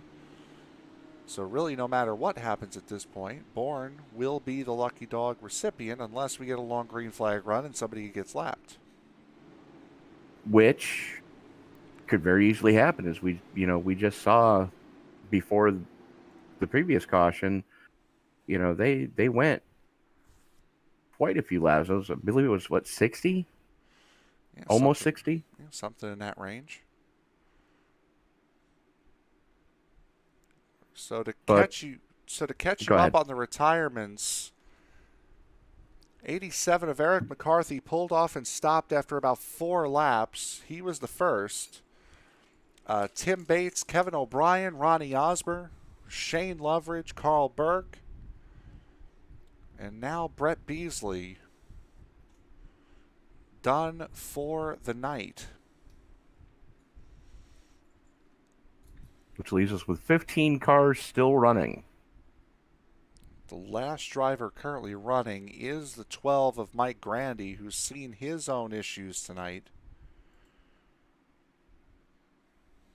But he did persevere when he did pancake the side of that car, and it was quite a while in the pit box, but he was able to get it fixed. Absolutely. So again, on this restart, it'll be Butch Davis, Chad Simpson, Chris Simard, Chris Walker, and Dan Brazington, the top 5. Michael Sturgill was able to jump from 8th to 6th just prior to the caution coming out, as I believe we will get the 1 to go next time around. It should be this time by. But yeah, you're absolutely right. But the other thing to remember too is don't forget to like, favorite, subscribe, share, turn on bell notifications so you don't miss a single moment of action all week long here on the ESPN family of broadcasts. And the one I'm really looking forward to is the Saturday return of the eFormula 3.5 series. Yep, absolutely. They will start their season at Okayama, which is a first for them, I believe. Mm-hmm. Never been to Okayama in the first 3 seasons, and they will head there for the first time this Saturday night. Coming up tomorrow, it'll be effectively a triple header tomorrow night as the TNT Truck Series runs round number 16 of 18. They will be at Bristol Motor Speedway at 7:50 p.m. Eastern Time. Championship battle back on after championship leader Randy Bechtel returns from suspension. Here at coming up tomorrow night at Bristol. DOB will start at an earlier time than normal coming up tomorrow night. The first race will be at 8 o'clock p.m. Eastern Time in the 410 sprints, finishing up the A main that was supposed to finish from last week that got cut off due to time constraints. After the A main, they will run the 410 sprint series for this week, which will be at Lanier. The big blocks will be at Cedar Lake, and then on Friday, the Circle B Diecast Super Speedway Series will be at Talladega as they head towards the midway point of their season. Green flag getting set to come back out. Butch Davis, your current leader. Chad Simpson, Chris Simard, Chris Walker, and Dan Brazington. Lap 107, we're back under green. And it looked like Simard got a much better restart that time, timed those guys a little bit better. And they weren't able to get as big of a jump on third place as they did previously. Walker, though, didn't quite get as good of a restart he was hoping for, as Simpson throws it to the inside of Davis going into 3. First time Simpson actually makes a move for the race lead, and Butch Davis, his teammate, will let him have it as they cross the line to begin lap 108. He's not going to let him have it for long, though, as here comes Davis attacking to the outside. There's your bonus point. Good luck. Yep. I think he had gotten a couple of laps led on the pit cycle, as we see Jeffrey Bogan in that number 21 still trying to battle with Yari Brapatcher. That for 7th now. Dale Weiser and Will Fletcher still a little ways behind as we're side by side for the race lead here with Chris Simard, a very intrigued spectator, just laying behind. Yeah, absolutely. And, Simard in the draft right now, but trying to figure out what he's got to do to get by both those teammates. And Chris Walker right now, just far enough back that should all hell break loose with those top 3, he's going to have time to take evasive action. Absolutely, is Chris Walker. One of his best runs that we've seen him have as of late for Walker. We've been seeing him running towards the midfield to the back this season. He does have the podium finish. I believe it was Watkins Glen, if I remember correctly. Yeah. So it's been a rough early part of the season here for Walker, but having a very good showing here at Texas. Was the fastest on the timing and scoring sheet in practice for quite some time. Walker's showing that pace here in the race as well. Absolutely. As Chris Simard has actually reeled in Chad Simpson makes a move going through the front chute right now, looking to get a 2 for going into 1. Full send it mode for the Pennzoil, the 77. As Simard goes to the race lead, Chad Simpson falls to third. So Simpson falls from first to third in that exchange. Meanwhile, Simard and Davis still have not quite yet figured out who is going to be taking over the race lead here, at least for this lap. Davis just clips him at the line. Absolutely, but Simard with a full head of steam still, and 2-lap fresher tires for the VSM driver. As we saw Davis almost get caught up under that caution, but those guys still in lockstep right now, and all that battling is doing is bringing Chris Walker close. So what was a 3-car battle is now turning into a 4-car battle. Yep, absolutely. Walker right there now is the top 4 here for the race lead. Going fine. Jeffrey Bogan almost had a big moment coming out of turn 2.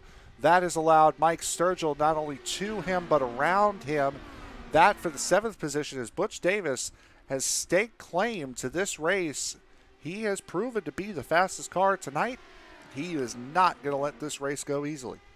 Absolutely, making a statement that you got to go through him if you want it.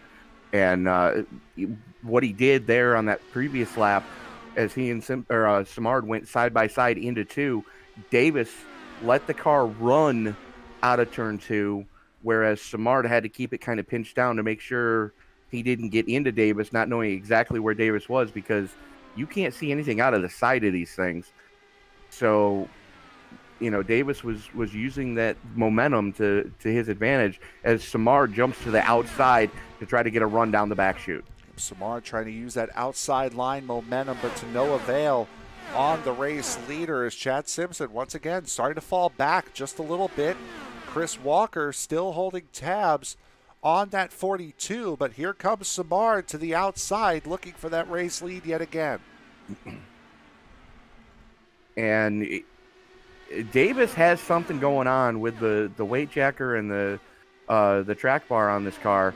He's found something that nobody else has right now as Simard finally gets the clear in the middle of 3 and 4. So Simard going to get that all-important bonus point for leading a lap tonight, and Davis immediately takes it back going into 1. Davis found something else. He found a little bit of a wiggle going into turn 3, which is why Simard was able to get the position so easily. Simard now going to be able to cross him over again if he wanted to, but did not take the bite this time. Davis back to the race lead and holding side-by-side battle in the mid-pack. This is Yari Brupatcher getting up into the top 5, passing Dan Brazington. And unfortunately, Mike Sturgill not able to make the headway he was hoping for right now, as he's over half a second back off that battle. But this battle for the lead still hot and heavy. It looks like Simard has figured out the timing.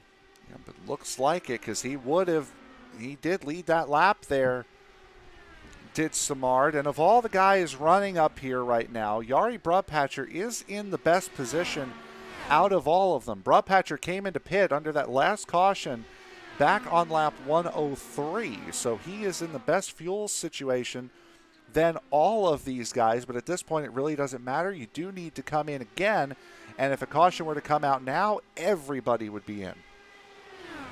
Absolutely, because you could make it from here. You'd need to save about 3 laps of fuel to do it, but you could do it. And the thing to keep in mind, this is one of the few leagues that we broadcast that does not have overtime. And that would be Chris Walker taking 3rd position for a moment and then losing it back to Chad Simpson. So it is still an FBR 1-3 as Simpson, the points leader, still doing what he can to hold station in that number 42.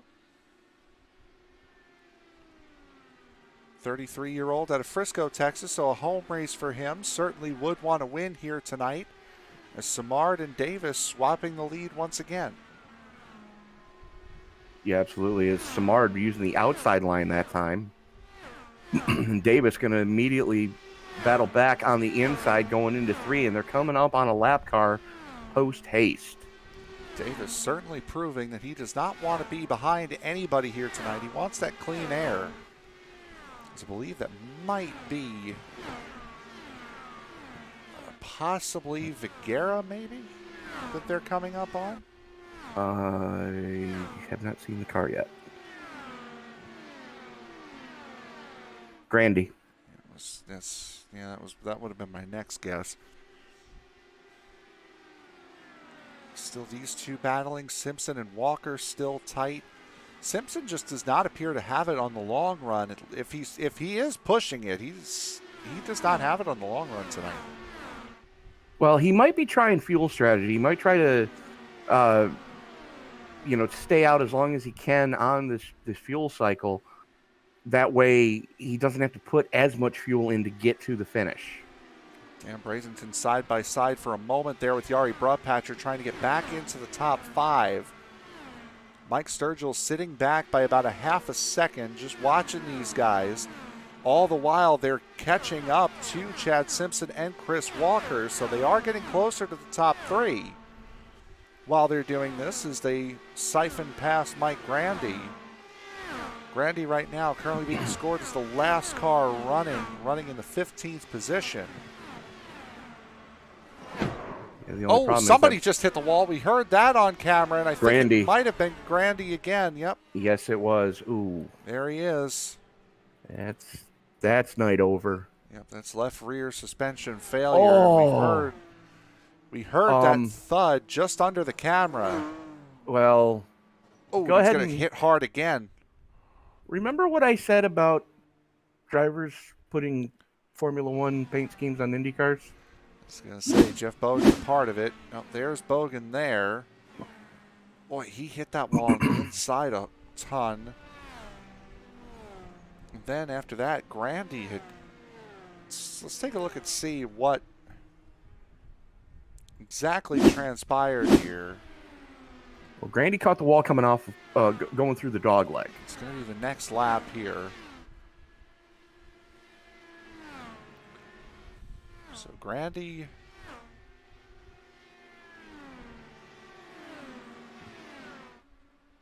Actually, you know what?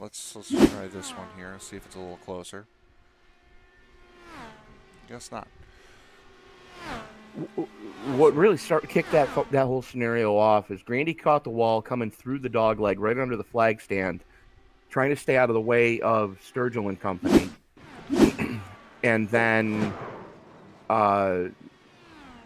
Bogan he tried to go around him on the high side. Grandy had absolutely no steering at that point. We kind of... There's Grandy right there, and we'll see Bogan... We see Bogan off there to the top. Yeah, the incident's already happened by this point. So and it looks like we've got wholesale pit stops. Yep, they've just ended. As it'll be Butch Davis, Chris Samar, Chad Simpson, Chris Walker, Dan Brazington jumping Jari Broadpatcher on pit road. But with that, we'll take another break. We'll be right back. We'll get you set for the final 30-plus laps here at Texas. You're watching Round 7 action here from Sim Racer's Edge from the Texas Motor Speedway right here on ESPN. Don't go anywhere.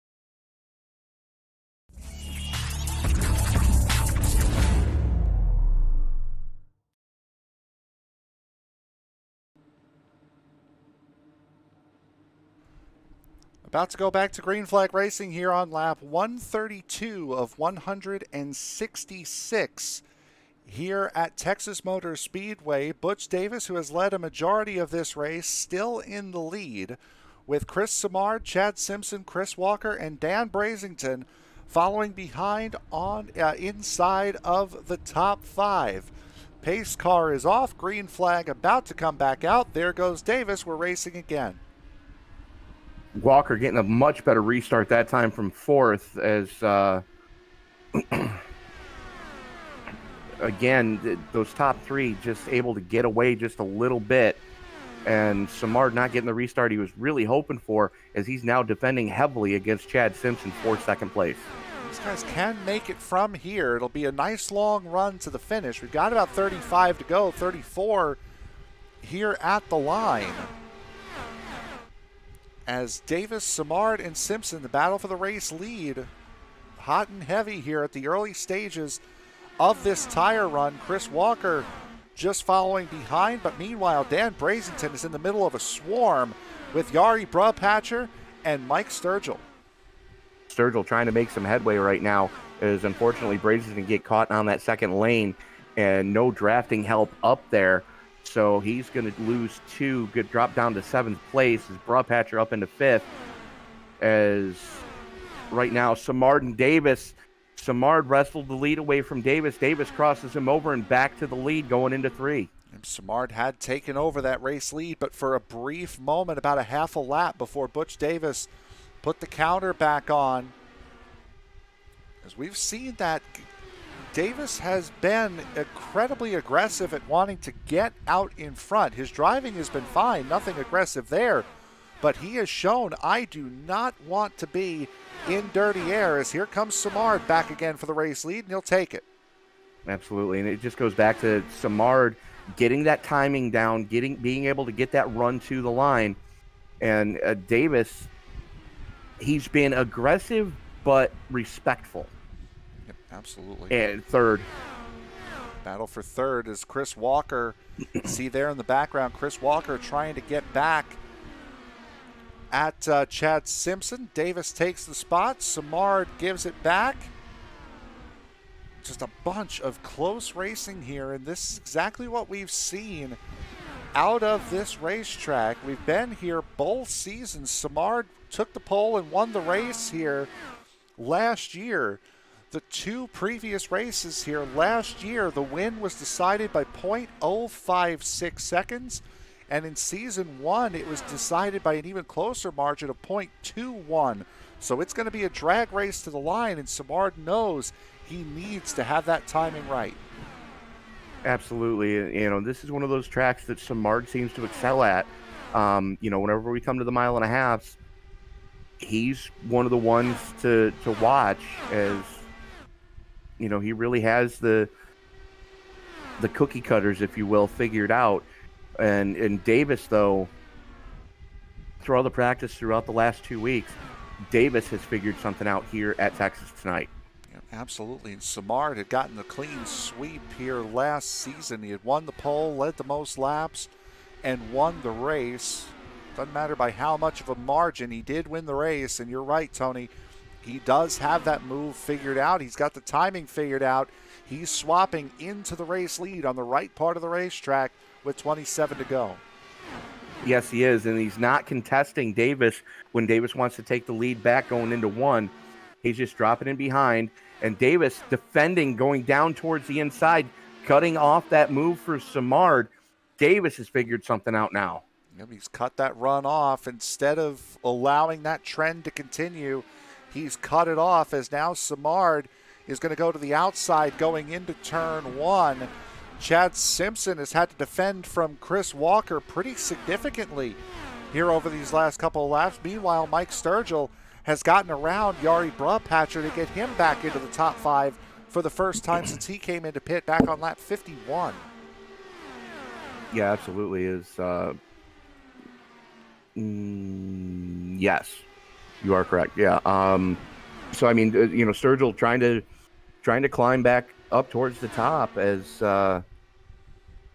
Davis has finally figured out what Samard was doing, and he is defending heavily on that bottom line. Now, the question is he going to burn the right front off that car before he gets a chance to defend coming into the closing laps, as we are fast approaching 20 to go?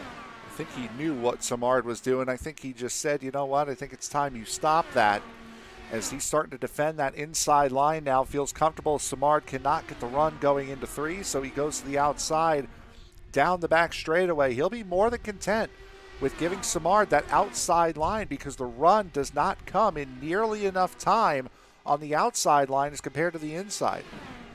Well, we're about to find out as Simard's testing the waters right now. Side by side, great run coming off a 2. Drag race into turn number 3 for both first and third.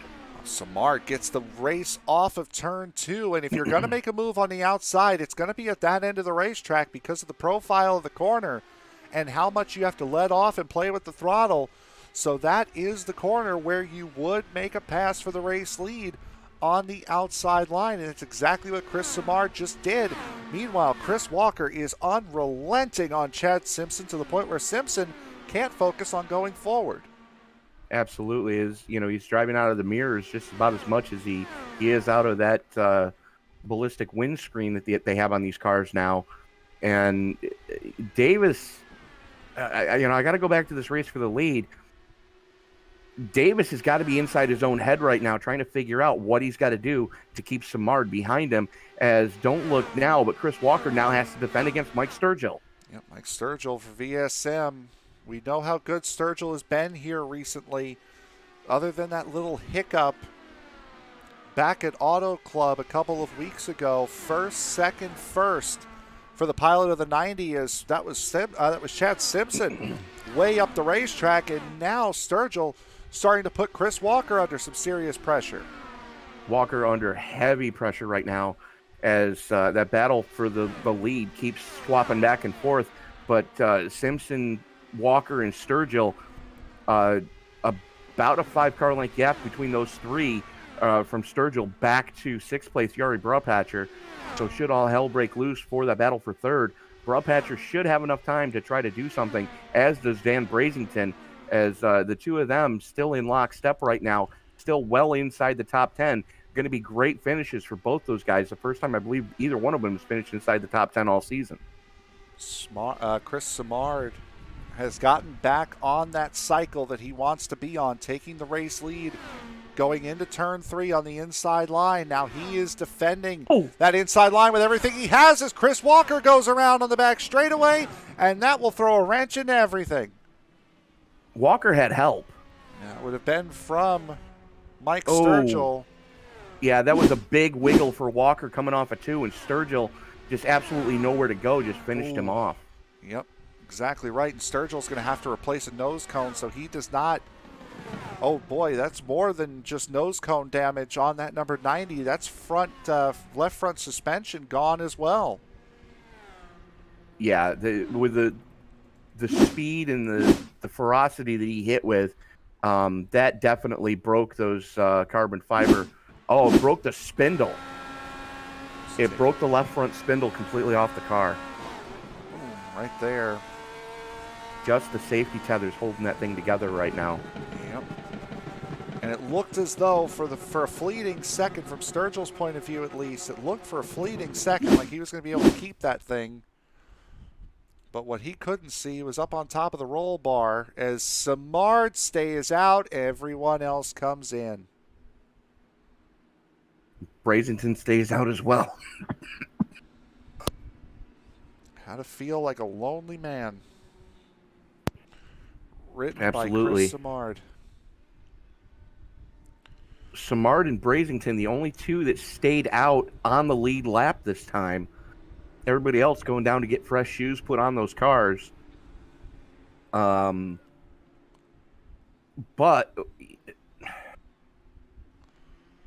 I mean, I don't think the tire fall off is going to be that substantial, and we've seen that passing is not easy here tonight. 20 laps difference. Now, we saw how well earlier on in the race, we saw how well 27 lap different tires were able to hold station if the car on merit had pace. So Simard is going to be banking on that to try to stay up in front of this race. Absolutely. And Brazington using the pit strategy to get onto the podium. And I know that there is one person in the live stream right now hoping that that's the case. Is Dan, do your father-in-law proud. He's watching, bud. Absolutely. As here comes Mark McFadden down pit road. So the landscape of this race has changed a little bit. Only 8 drivers now are currently on the lead lap. Chris Simard, Dan Brazington, Butch Davis, Chad Simpson, and Yari Brupatcher are the top 5. Dale Weiser, Michael Bourne, and Will Fletcher are the other remaining cars in the top 8 that are on the lead lap. Chris Walker and Mike Sturgill have gotten their cars back out on the racetrack. However, they are 1 lap down, running in 9th and 10th. Jeffrey Roulette is 2 laps down in 11th. Mark McFadden is 4 laps down in 12th. Then it's 13 Jose cars Vigera. still running. Yep, Yeah. It's Jose Vigera on track as the 13th. Mike Grandy has been in the pits for the better part of 17 minutes at this point, so he's either just waiting it out to see, because I think, honestly, he'd be in a better position to call it now because he cannot gain another position. He's as high up as he's going to be. Yeah, unfortunately, it's been a rough night for the Voodoo driver of the number 12. Just not the night he was hoping for. Hopefully he can, kind of get it figured out as we move into next week. And looks like Phoenix. Yep. The race that was supposed to happen a week ago will happen next week on what was a scheduled week off for Sim Racer's Edge. So now it'll be the second, this will be 2 4 consecutive weeks. Phoenix. Lights. Go ahead. I was going to say, lights go out on the pace car, and they just gave Chris Walker an EOL. So there you go. So Walker out to the back of the field. So Phoenix, Laguna Seca for the first time in series history, and then Twin Ring Motegi to round out this run of a consecutive month for Sim Racer's Edge. And then it will be Pocono, Atlanta before another week off, and then it will be the double at Indy to close the season out. The Indy Road Course, and then the biannual Indy 120 to close the season out. Yes. Field working its way into the 3-4 complex behind the iRacing pace car. Simard has the button for the first time tonight. This is going to be something interesting to watch, and we're going to see how this plays out. The good news for Simard is if Davis and Simpson want to get to him, they've got to go through Dan Brazington first, and Brazington has been strong all night. So pace car getting ready to duck on off as Field works its way out of turn number 4, hopefully for the final time. And Simard holds him down, finally pulls the trigger, and we are back underway. Green flag in the air. It's a good about 4/10 of a second jump out to the race lead. He's got to hold off those fresh tires for 13 laps. That's all he needs to do. It's going to be difficult, though, because Brazington already getting put under pressure from Davis. Brazington taking that middle lane through the corners, not really getting down low like Simard is. And Simard has got those guys in his draft right now. Brazington with a great run all over the trans tunnel of the leader. Simard's best defense is going to be that inside line. Right now, hold that inside line, bottom feed if you want to win this race. As Simpson and Davis now battling for the 3rd position, hindering each other's chances of winning this race. Yeah, absolutely. As those guys just, they can't decide who wants to finish on the podium right now, as that's about all they're going to be hoping for at this point, with as strong as Simard and Brazington are looking, even on 25 lap older tires. 22, I'm sorry. And Simard, I mean, we saw what, as I mentioned before, we saw what 27 lap older tires was able to do, as now here comes Brazington looking to the outside of Chris Simard, allowing Butch Davis back in. Chad Simpson has a big moment, allows Jari Broadpatcher through to fourth. Davis to the inside of Brazington for second. Brazington able to keep the momentum up on that second lane, and Simard has to play both halves against the middle to try to defend, as it is a three-car gaggle at the front of this thing as Simpson gets back around Broadpatcher, and here comes Davis to the inside of Brazington again. Please tell me you can smell it, right? Oh, yeah. We know it's coming. There's going to be another finish of less than a tenth of a second. I have a feeling as fireworks are already lit. Yep, Broadpatcher and Simpson battling side by side through 3 and 4. Simard has the last car he wants to see behind him in his two wing mirrors, as now here comes Butch Davis to the outside on the fresher tires through turns 1 and 2, has the run down the back straightaway, has the position. He's not clear, though, as Simard has that inside line. Simard with the nose out front coming off of 4. Davis with a little bit of momentum.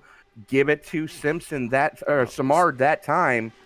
And if that would have been the finish, that would have been 32/100ths of a second. The second closest finish in this series history here at Texas.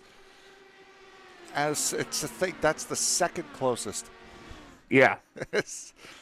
Well, think about the first race these guys ever put on. We had to go out to the 5th decimal point to figure out who won. Dead tie. As Simard, Davis, and Brazington have broken away from Jari Broadpatcher and Chad Simpson. Broadpatcher in that 89 is giving Simpson everything and more that he could possibly ask for. And look who's currently sitting in 6th. Dale Weiser currently sitting in that 6th position, as Davis just cannot quite make that outside line work in 3 and 4. Absolutely. And this just in from race control, they have disabled Mike Sturgill's in-sim chat. Apparently, Sturgill not happy with those racing around him, as he is currently 1 lap down and not a happy camper. I can imagine, and we're at the point right now where if a caution were to come out, the race would be over. 4 laps to go. Simard holding that inside line, trying to make those 22-lap older tires work for him, as Davis has the run coming down and out of turn 2 and down the back straightaway, but just cannot quite match the inside line coming through 3 and 4. This time, though, he might have done. Davis pinches Simard at the line with 3 to go. And that would have been the 3rd closest finish overall in league history. So these guys are not done yet. No, absolutely not, as Davis just about clear of Simard. He wiggles just a little bit in the middle of 3 and 4 as we come down to 2 laps to go. That time it was Simard at the line. Look at Broadpatcher up into 3rd. Broadpatcher using the draft off of both those guys, running side by side, reeling them in hand over fist. And Davis finally gets clear coming out of turn 2 down the back straightaway. Simard now is going to look to that outside. Davis is going to hold the inside line with everything he's worth. White flag is out, 1 lap to go. Jari Broadpatcher on for his best finish in series history, in 3rd position right now. Simard to the outside, trying to get the run, cannot do it. Butch Davis blocks to the inside. Davis holding that line, coming through turns 3 and 4. Jari Broadpatcher has spun out. Coming to the line, Simard and Davis. It's going to be Butch Davis taking his 2nd win of the season from pole to win for the 2nd time in series history here at Texas. 2nd closest finish in series Texas track history. 28/100ths of a second. And that's the 2nd time in consecutive weeks now that Chris Simard has been on the short side of a finish that was closer than 3/100ths of a second. Absolutely. And I mean, you kind of got a feel for the guy, but I mean, that was just some amazing action. And Butch Davis made a statement all night long that if you wanted the win, you had to go through him. Absolutely. .021 Samard lost to Kieran Bergelli by at Auto Club, and now .028 here at Texas this week. So we'll take a look and see, because, yeah, absolutely. Something happened to Yari Brupatcher that took him out of third. He got loose coming off a 2 on the white flag lap. So here he is. And he was on for his first podium in series history. And just, whoa, you're right. That was a big slide, and he was very fortunate to be able to keep that together. As Chad Simpson will slide into third, Brazington will slide into fourth. But it is the race winner, Butch Davis, who I believe is with Tony right now.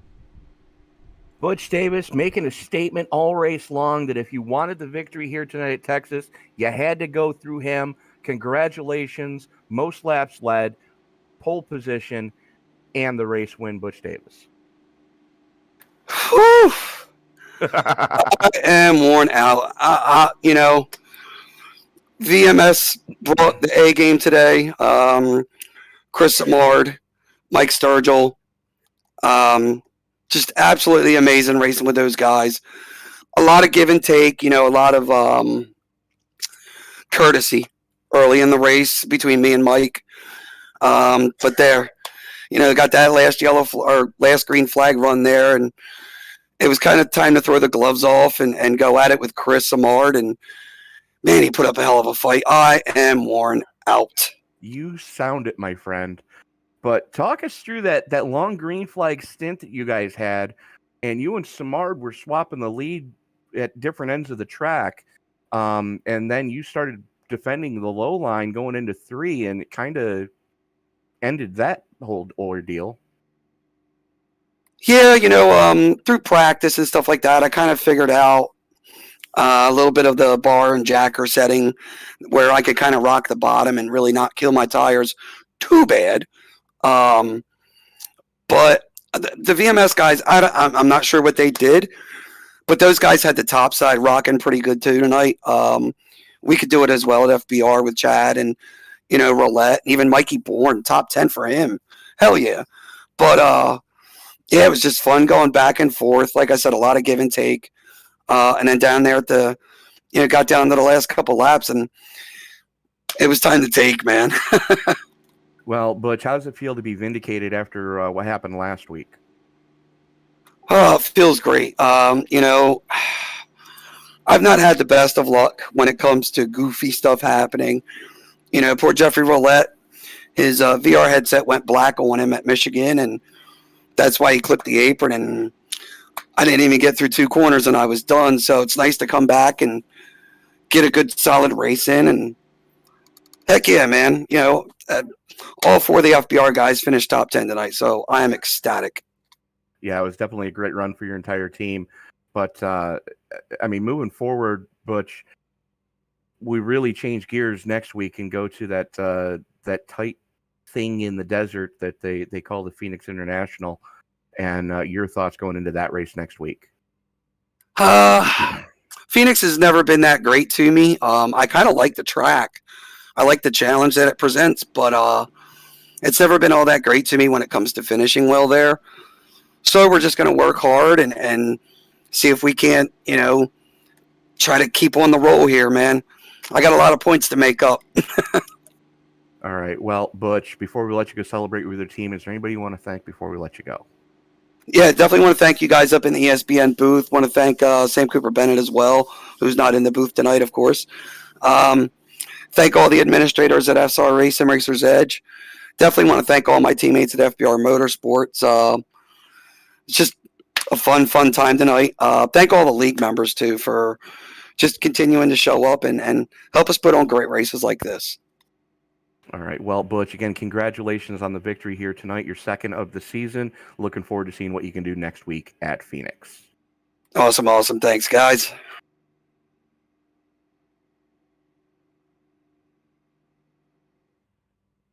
So that was Butch Davis, your race winner here tonight. Joining me in the booth now will be the man who finished second position, Chris Simard. Chris, another close race. Was it the tire strategy not coming into pit road there on that final caution, or was it just you didn't have the right line at the right time? I don't think I had the right line at the right time. It was pushing a little bit, but I don't think the tires made a difference there at the end for me. I'm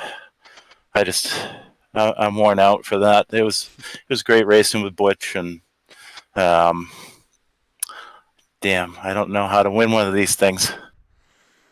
You've come close. Well, you won one of these things at Texas last season, but it looked like a very difficult race all the way through, and Butch we mentioned it multiple times on the broadcast. Butch just did not seem content sitting in second.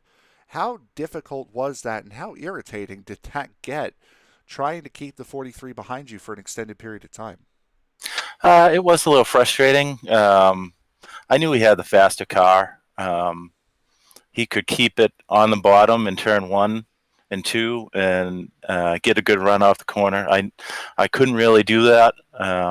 Towards the end there, I did a little bit to keep him behind me, but I couldn't do that on a consistent basis. But it's always fun. It's frustrating, but it's fun when you have drivers like Butch, and there's a lot of drivers in this league where at any point in the season they can win. And it's nice to have ARB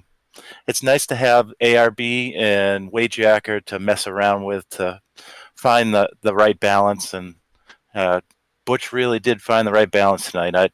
I tried my best to keep him behind me, but it didn't happen. I'm frustrated and happy at the same time that we didn't wreck. That would have been pretty bad if we did, but we made it home second. That's good, and I think I made a point up with on Chad there. So little gains is all I'm happy about. So.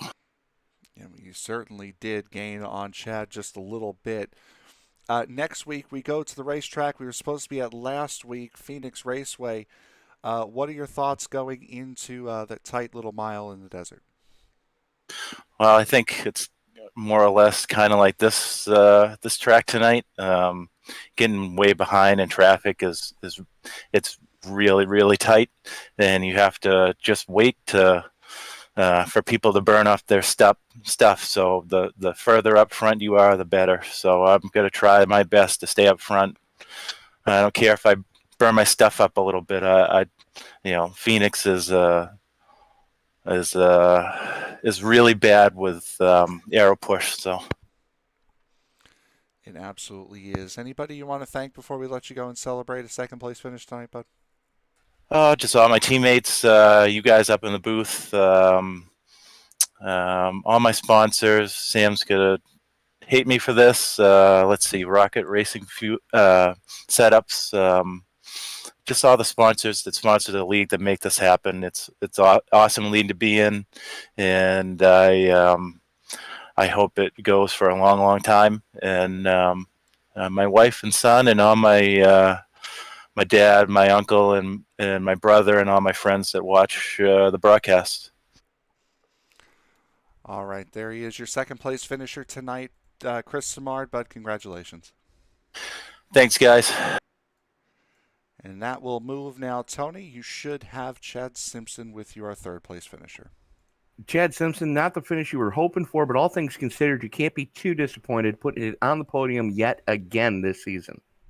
Man, thank you for saving me from that voice channel with Butch. I don't even know what's going on in there, but that guy's gone crazy with a bunch of women in the backyard.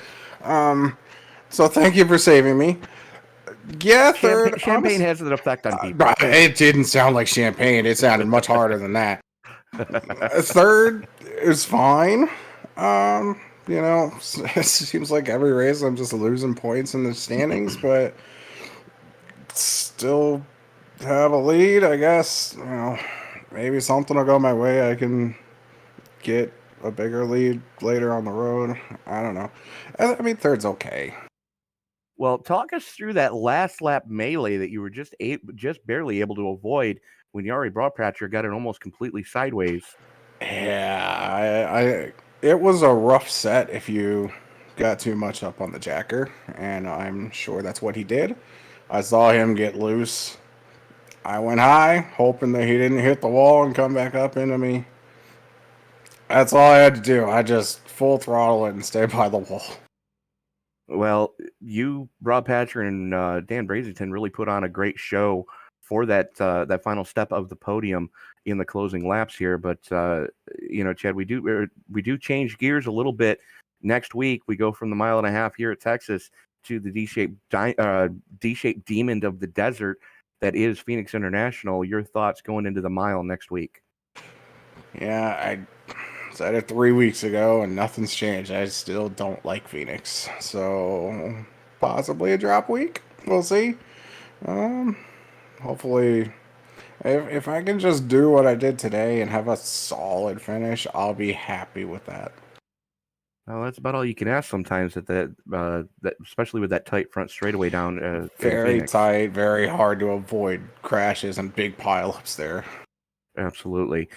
Well, Chad, we're going to let you get back to the Butch Davis victory celebration here in a couple minutes, or a couple moments, I should say. Boy. But is there anybody you want to thank before we let you go? Yeah, thanks to Satellite Racing, FBI Motorsports, Butch with his women party in the backyard. Roulette had a rough night with the caution, the fuel issue. Mikey Bourne, I don't know where he finished, but I know 7th. He had a good race. Mikey had a good race. I'm proud of you. And Jeff put it in the top 10 as well, coming out in 10th. So great night for FBR. Yeah, virtual racing school. Everybody watching, you guys putting on the broadcast. Thanks. All right. Well, best of luck to you next week, Chad, and looking forward to talking to you again next week. Thanks, bud. All right, so there is your top three. And Tony, a great night of racing here at Texas, as it usually is with this series, and what a bunch of just close, great action we saw here tonight. That's some of the best racing on a 1.5 miles I have seen in a long time. Just the back and forth that you saw all night long for the lead, for the last step of the podium. It just there was a lot of give and take towards the front. Most of the problems were those guys that were trying to make up spots after a mistake. And that's really where you saw the problems start to rear their ugly head, which, you can't really blame guys for trying to push a little bit harder. And, you heard Chad say that there was a fine, razor's edge line with the weight jacker on this car tonight. If you went too far to try to, get the car to free up to get that drive off, if you went just one click too far, you were swapping ends and eating safer barrier.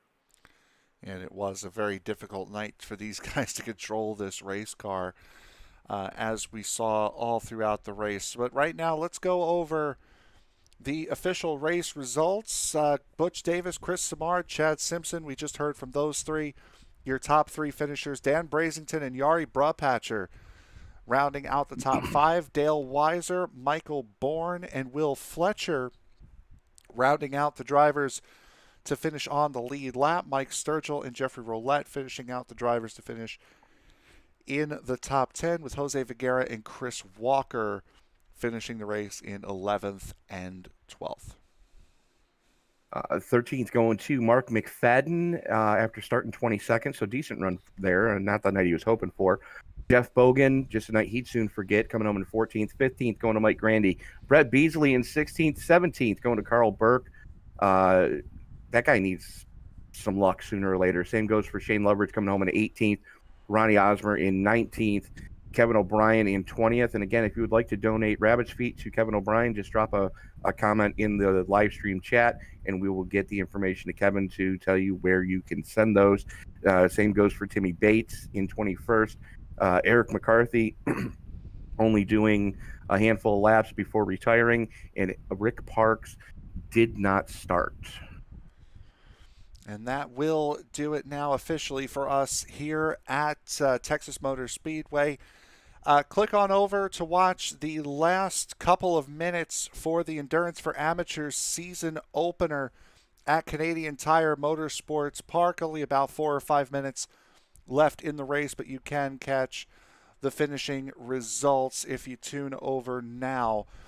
Coming up on ESPN tomorrow night will be the TNT Truck Series, the final 3 races for the series at Bristol Motor Speedway at 7:50 p.m. Eastern Time tomorrow. Then at 8 will be the DOB 410 Sprint Series. They will be running the A main for the race that they did not finish last week in the 410 sprints. So at 8 p.m. it will be at Knoxville to get a finish there. Then at 9 they will head on over to Lanier for their scheduled race this week. Then it will be the Big Block Series at Cedar Lake for round number 3 at 10. Coming up on Friday night will be the Circle B Diecast Super Speedway Series. They will be at Talladega at 8:20 p.m. Eastern Time. And then at 1:30 p.m. Eastern on Saturday will be round number 1 of Season 4 for the E-Formula 3.5 Series. They will be heading to Okayama for the first time in series history. So with that, for my broadcast partner, Tony Trapasso, and everybody here at ESPN, I am Frank Marchese. Thank you very much for making us a part of your evening. We will see you right here for Sim Racers Edge next Wednesday night at Phoenix, and we will see you tomorrow for not only the TNT Truck Series, but for the DOB 410 and Big Block Series. Good night, everybody.